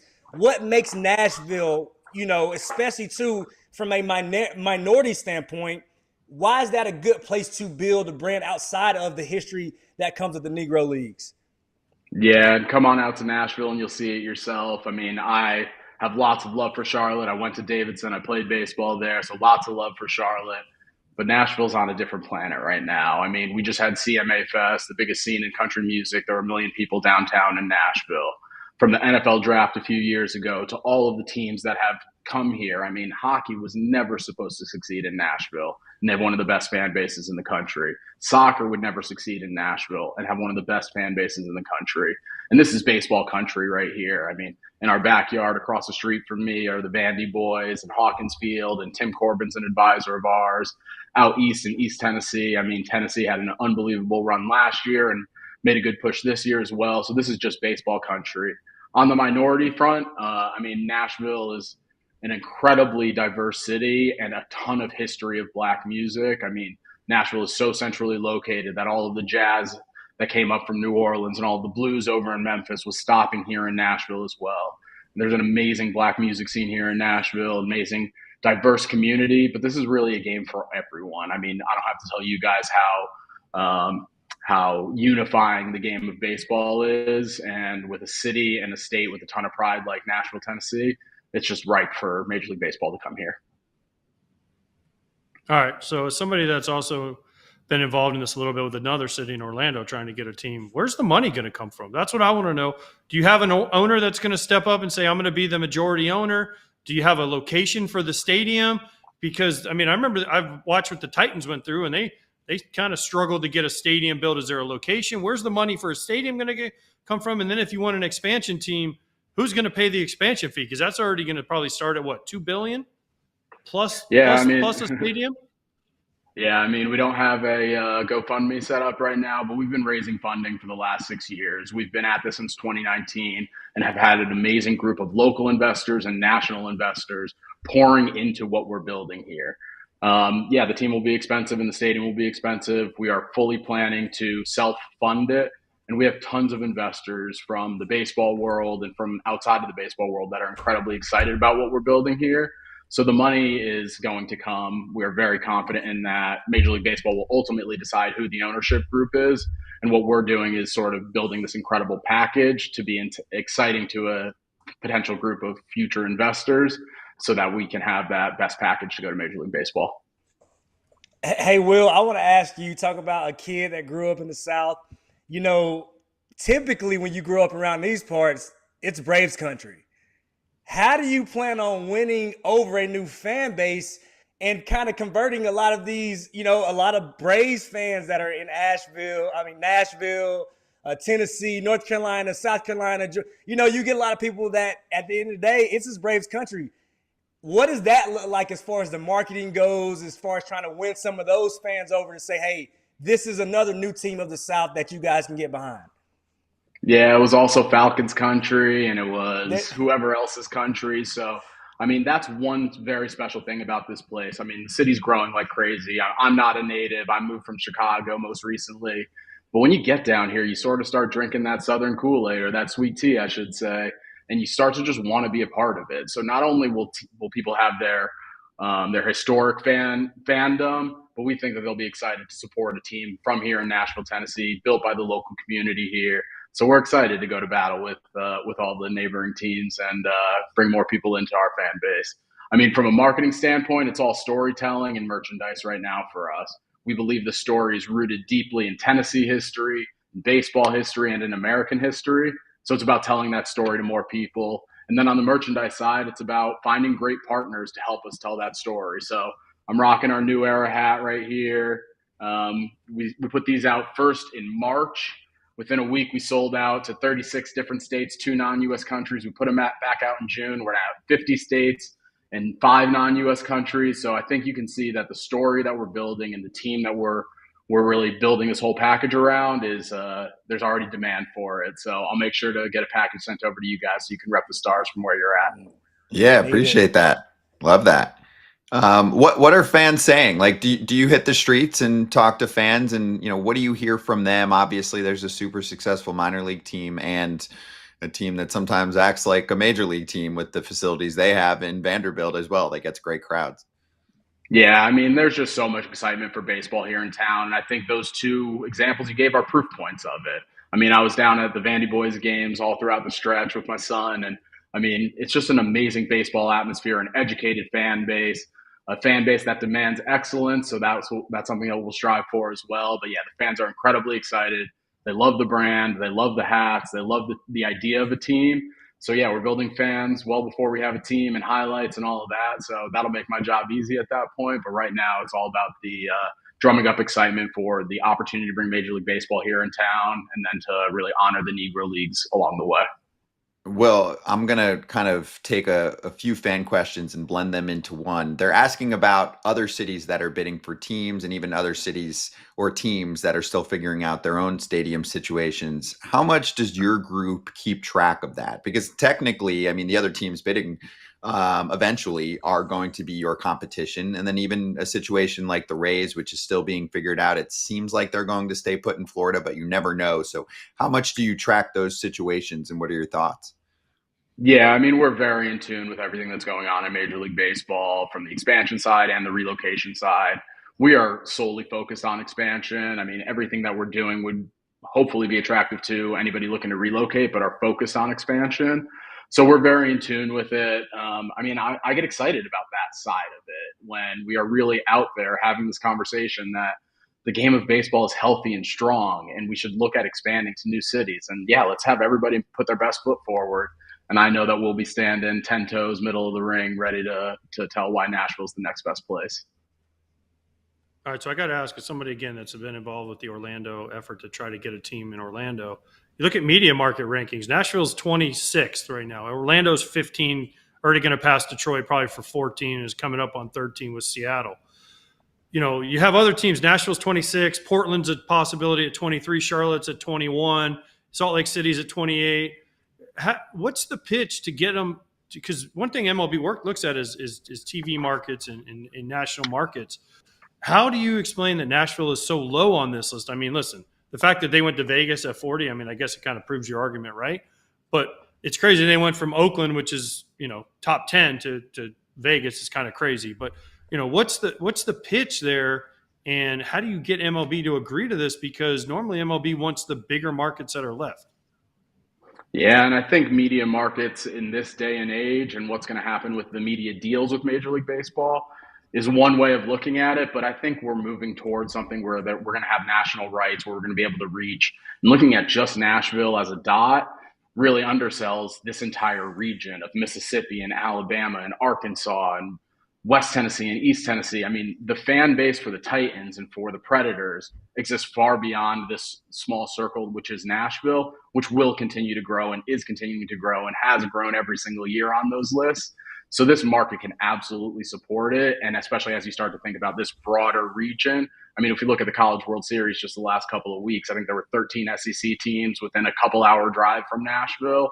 There are a lot of fans that are up for grabs that are excited about the opportunity to bring baseball here. Hey, Will, last one for me.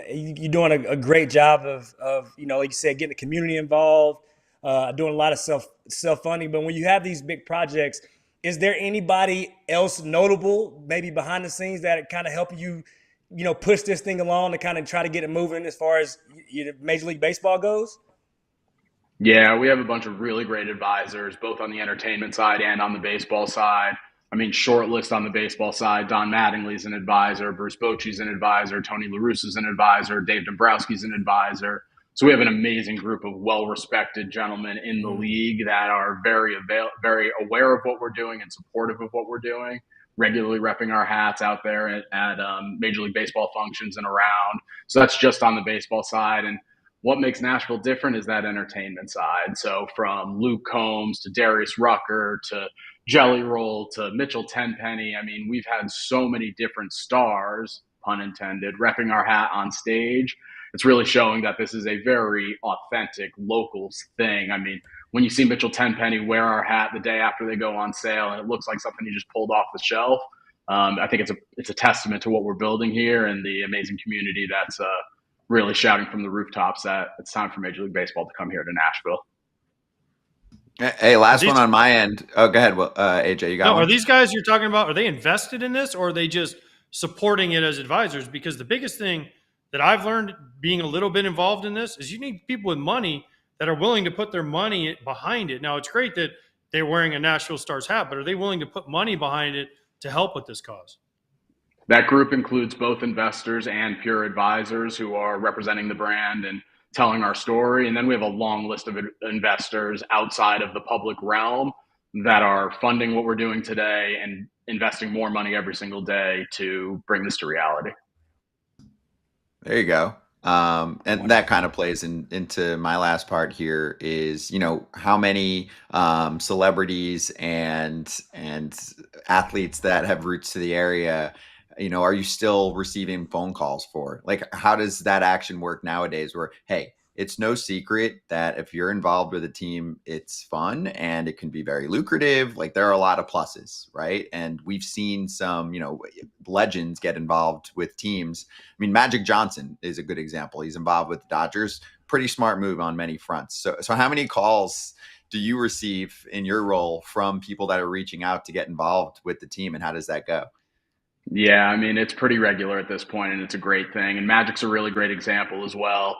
John Lohr, managing director, who started this dream in 2019, was actually a part of the counter offer to the Dodgers when Magic and his group won it. So lots of connections there. But yeah, we are regularly talking to investors, advisors, partners. I mean, we have this new partnership coming together with Rawlings right now. I mean, lots of people are interested in what we're doing, and the ability to be in on the ground floor is a pretty unique thing. I mean, this is a special asset class that not everybody has access to, and people are excited to really support what we're doing here and to be some of the first fans of the Nashville Stars and be a future owner of a team someday. I love it. Well, Will, this was awesome. Thanks for talking to us. Obviously, good luck with the process. We're keeping an eye on it as well. It's been talked about for a long time, so hopefully they start to move in that direction soon. We appreciate it. We'll be following. Yep, I'll follow up with you guys and get you guys some merch so you can rep too. And for anybody listening, please follow us at Stars Baseball, Nashville Stars on all social channels. Stick with us for the ride. It's going to be a fun one. There you go. Give it a follow. The merch is tight. I like that a lot. The black brim, the white, that's crisp. Really nice. So, yeah, appreciate it again. Everyone go check out what the Nashville Stars are working on here. And we'll catch you down the road. Thanks, Will. Thanks, gentlemen. Be right back, FT fam.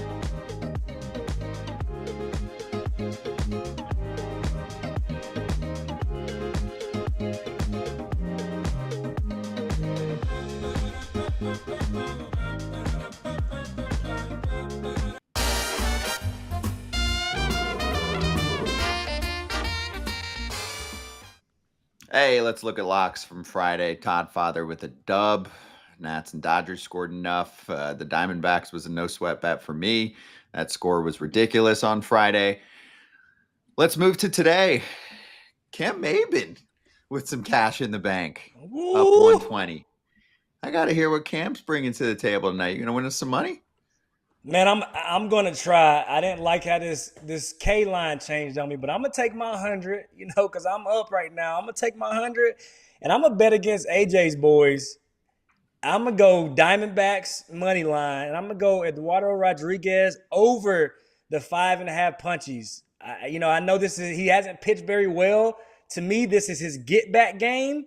I expect him to get right today against the White Sox, who I don't trust, even though I do like their starter today. I like their starter a lot. Shane Smith, he's nice. He's had a good year, Rule 5 draft guy, but I'm going with the D-backs. We stand in that money. We stand in the green. There you go. That's my game, too. I'm going Diamondbacks, White Sox over. The number's at 9. I'll just go minus 118 to win a hundo on that one for me. I can see Eduardo Rodriguez racking up the Ks, but I could also see him giving up some runs. He's had a rough year. And the White Sox are hitting left-handed pitching a little bit better. If you look at the last 6 weeks or so, they've been better at hitting left-handed pitching. I love the Diamondbacks offense. They could cover this on their own potentially, and both bullpens are pretty bad. So when you add it all up, most times, if it's even money at 9 or close to even money at 9, I'm going for it. AJ, you got a quick one, or should I wait for you? No, mine's quick. I'm going the same game, going over 9 like you, Scott, on D-backs White Sox, because Eduardo Rodriguez has not pitched well. Shane Smith got whacked around a little bit, and both these bullpens are bad. And then I'm parlaying that with under 15.5 outs for Trevor Rogers tonight. And that gets me to plus 221 because Trevor Rogers is back, and he's pitching against the Rangers, and I don't think they're going to let him go very deep in the game. There you go.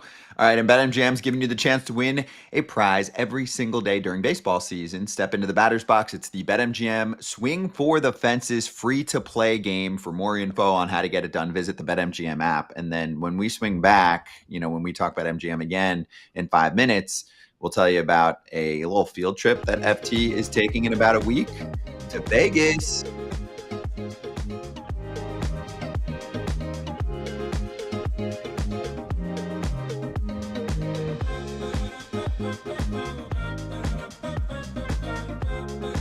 Yeah, that's what he said. That's what he said. That's what he said. That's what he said.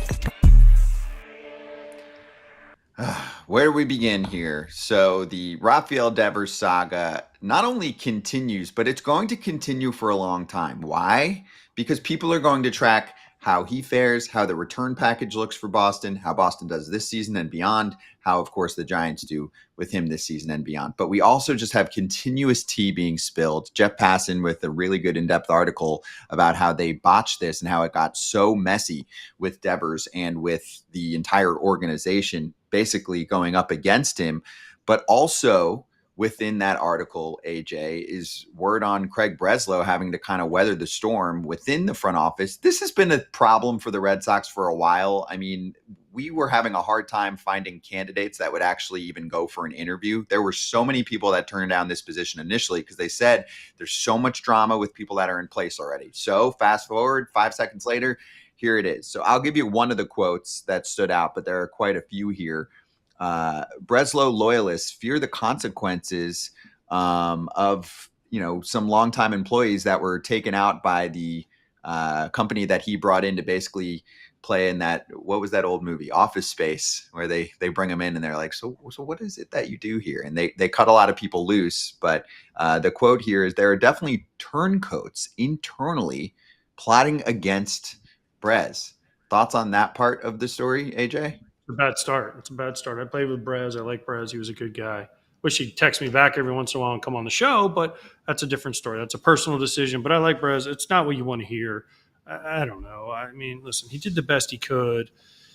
Devers wasn't going to work out in Boston. He traded him. He got some value back. So give him a little bit of credit for that, but it's a tough job, man.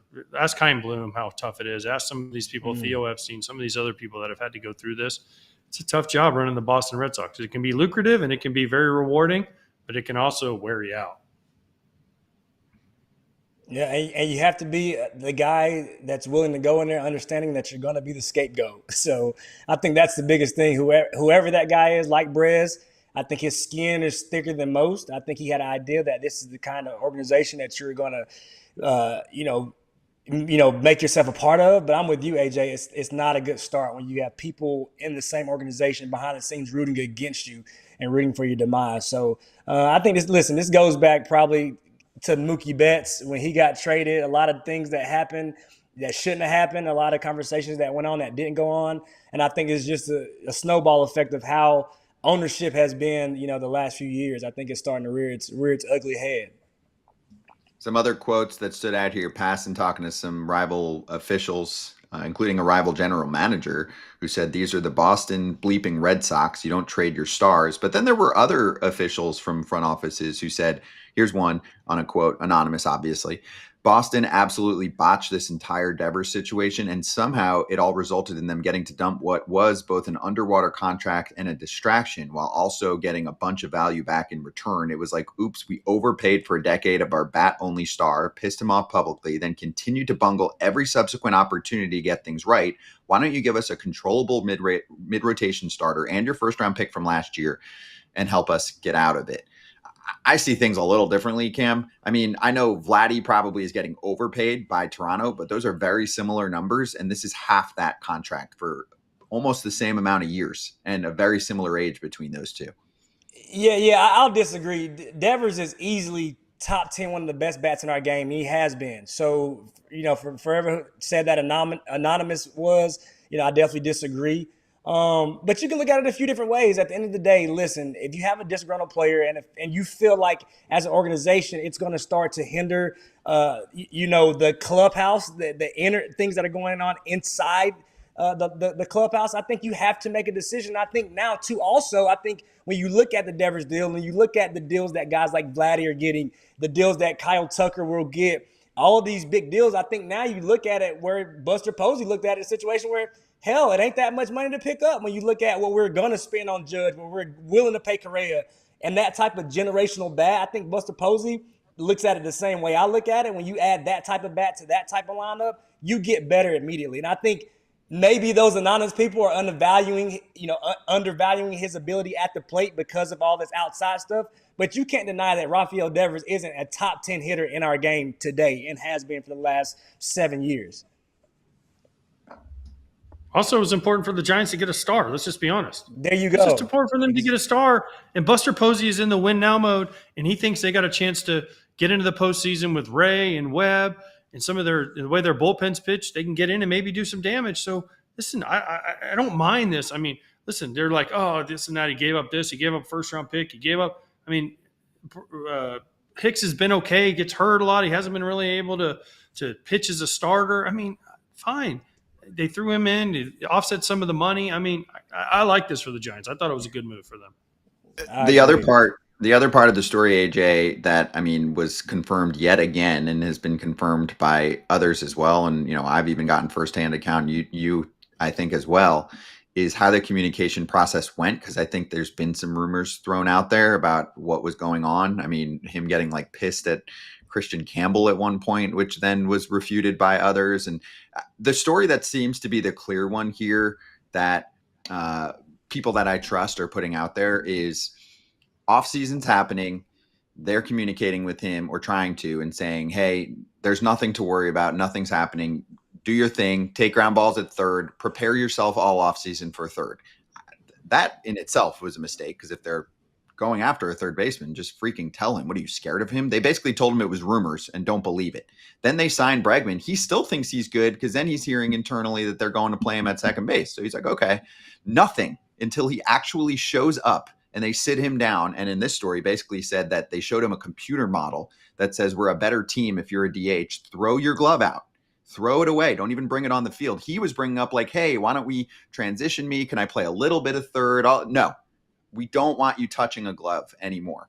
That's a shot to the ego, the way that they kind of approach that whole situation. And I know we've gone over this, but the story again confirms the fact, Cam, that they really went after him in a way that doesn't make a lot of sense. He's your franchise player. To me, it's almost like, were you trying to piss him off to get rid of the contract?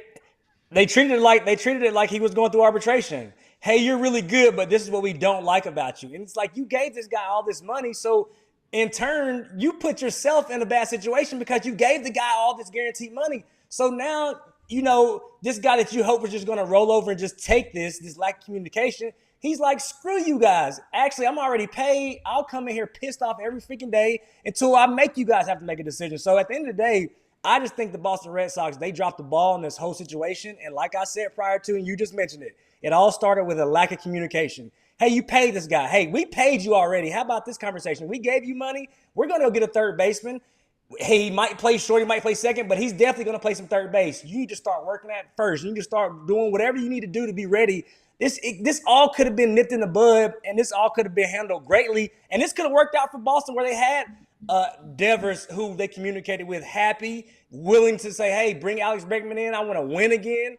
It's just a lack of communication, and we're here, and now all of this tea is spilling. That, to me, it's ugly for the game. I wish we could move on. It's happened. Let's wipe our hands with it and let the Boston Red Sox and the Giants continue on with their seasons. But, this is the world we live in. We got drama sells, and we want to hear what happens. So, yeah, and he was raking. By the way, now you have Boston stars fighting with each other. I mean, Boston former stars fighting with each other. We got dudes showing text messages on Instagram and Twitter. Like, what are we doing? Exactly. Like, where are we at here? Like, what? I mean, Cam, would you be like, if you're texting somebody and they whatever, would you be like, hey, look, guys, I want to prove to you. Like, what are we? That's so whack to me. What are we doing? So what are we doing? Man. Exactly. And that's the day and age we're in social media where people don't know how to just pick up the phone. You got an issue, call that person. More times than not, we can get in touch with anybody we want to if we have an issue. So it's just like the whole going behind scenes and showing picture proof and all that. To me, it's a little cowardice. It's a little childish. And I think, again, at the end of the day, we're talking about baseball for a living. We're talking about grown men getting to play a kid's game for a living. People drop the ball on both ends. Let's take accountability and let's move on and let's move forward. I think that's what needs to happen. Yeah, Poppy's going after him, Big Poppy, and it's a little weird at this point. They're not friends. Leave the kid alone, dude. It's gotten weird. I'm with you. Like, just be the adult and stay out of that. But anyway, we'll be right back.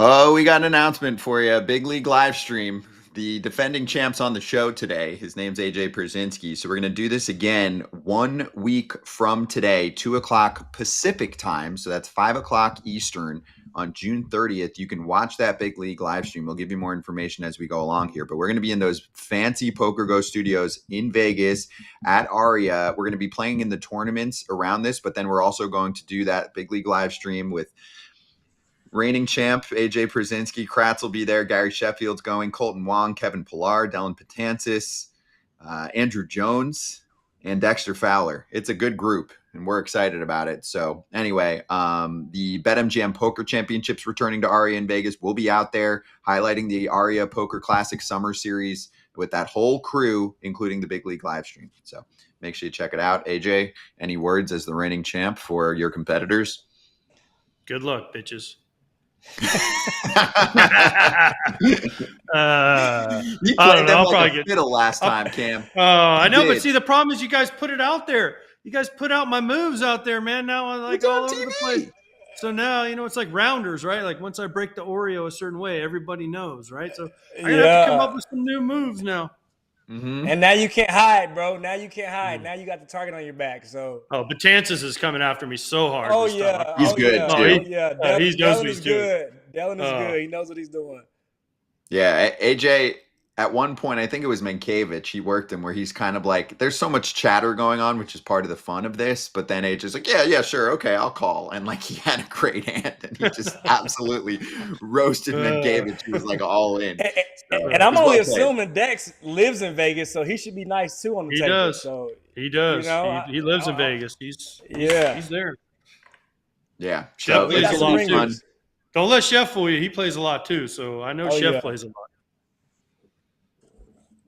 more information the next few days as we go. We'll tell you about it. But if you happen to be out there, you can enter in those tournaments. Not the big league live stream that you got to watch, but you can enter in some of the other tournaments for the Aria Poker Classic Summer Series. Yeah, sit down. You might get to talk to me and annoy the crap out of me, and then I want to get up and leave as soon as possible. So and you might not realize AJ's more approachable than you guys may think. He's really a people person. I don't get it twisted.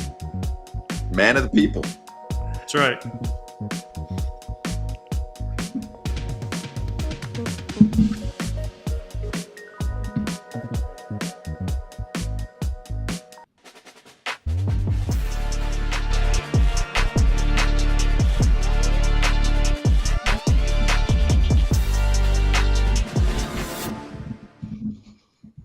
Big congratulations out to Nick Cufreda. I don't know, but it was funny. Anytime you can get a meme making fun of AJ, I like it. Congratulations, your 2 tickets. I'll be on your way. Off. Congratulations, Nick. Here it is. So player guests laughing at AJ's jokes, so they'll be invited back. There it is. I hadn't even seen that, so that made me laugh. So yeah, you know what? We got Miz. I got Miz to laugh, so he knew that the Polish prince controls the Polish mafia, so he knew that he had to laugh at my jokes. Mm-hmm. It was good. It was well played. So anyway, that was the contest that we were running last week. It expired on Monday at midnight, and then Kratz went through them all this morning and saw where he was chuckling the most and picked out Nick. So he's going to get himself 2 tickets to a game of his choice, up to $400. If you want to be involved in the next one, foulterritory.chat to start chatting with FT hosts and the FT fam. We talk ball. We have our host chat and our side chat, and we're giving away 2 tickets every week for a while. So keep an eye on the next one, which we'll announce later this week. At the final stretch here, Hot Sheet is coming up so right now we're at 3:00 Eastern. We've got Dodgers territory. Hot Sheet's at 3:30 East Coast time. I'll be on there with JJ, Jeff, and Carlos Collazo is going to join us as well. So we'll see you then.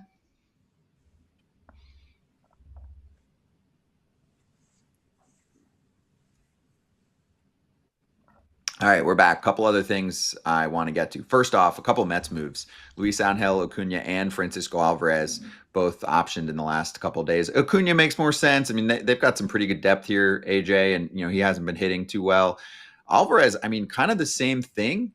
Some people are like, well, his numbers are not that bad. He's supposed to be a 30-plus homer bat. I think he's got 3 homers so far this year. They want him to get a little reset going. There's Acuña. So he gets sent down. I mean, the Mets have a lot of depth from a position player standpoint. They're able to do this. And they'd been talking about this for like 4 to 6 weeks. Even on the SNY broadcast they mentioned a while back. Here's the thing with Alvarez. His home runs and his offense are what they are. The problem is his blocking and his framing has gone to the bottom of the league. And that was kind of what he was known for. Yes, he had power, but he would also strike out a ton, which we knew was coming. But the problem is his defense has gone bad, and that can't happen as a catcher. Your defense has to stay the same, whether you're hitting or not hitting, and his hasn't done that. That, to me, is the more important thing here. They want to send him down, get him some work defensively before they can bring him back. Mm-hmm. And Torrens, and by the way, Luis Torrens is really good back there. So that also didn't help his cause. Yeah, that also doesn't help your cause. And Torrens has really good at-bats as well, too. Not to mention defensively he's good, but if you watch his at-bats, he has quality at-bats, what they need right now, especially when you look at where they are. So it makes sense. And Luisangel, Acuña, he just didn't hit enough. I think they have some more guys that they want to get at-bats that I think have a little bit more damage in their swing. So it makes sense to me when you look at it. Yeah. And I like it. The Mets not being satisfied where they are, too. I like it. Trying to see if they can find some sparks in other places that continue to help bolster this lineup. So, hey, shout out to the Mets for not being complacent and comfortable with what they have out there. Yeah, they want to try and get Alvarez right. I mean, it's a team that should make the playoffs. They're certainly in a good position right now, but they're in a fight for the division with the Phillies. They're really close. Also, by the way, Pete Alonso, when we spoke to him in spring training, actually called out Torrens. He was like, that's my pick to click this year. And obviously, a lot of people were like, what? The backup catcher? And he's like, dude, his swings look great. So good call by Pete. All right, last minute here. We want to give our thoughts and prayers out to Scott Miller's family. the late great writer, passed away this weekend, way too young. We had him on the show about a month ago. He's been in Major League Baseball writing for a very long time for a number of different publications, and had a book that is just coming out. So I know, we pumped that and we'll continue to do so. But word from Bob Nightingale: baseball lost a giant. He was a brilliant writer, an even better human. His gift for storytelling embodied his kind soul and heart. I loved him, and so did all. Blessed to know him. Please keep Kim, Gretchen, and family in prayer, his wife and his daughter. So Scott Miller and family, we're thinking about on a day like today. Very difficult to hear the news over the weekend. And Ken Rosenthal also touched on that on Inside Dish on Fair Territory.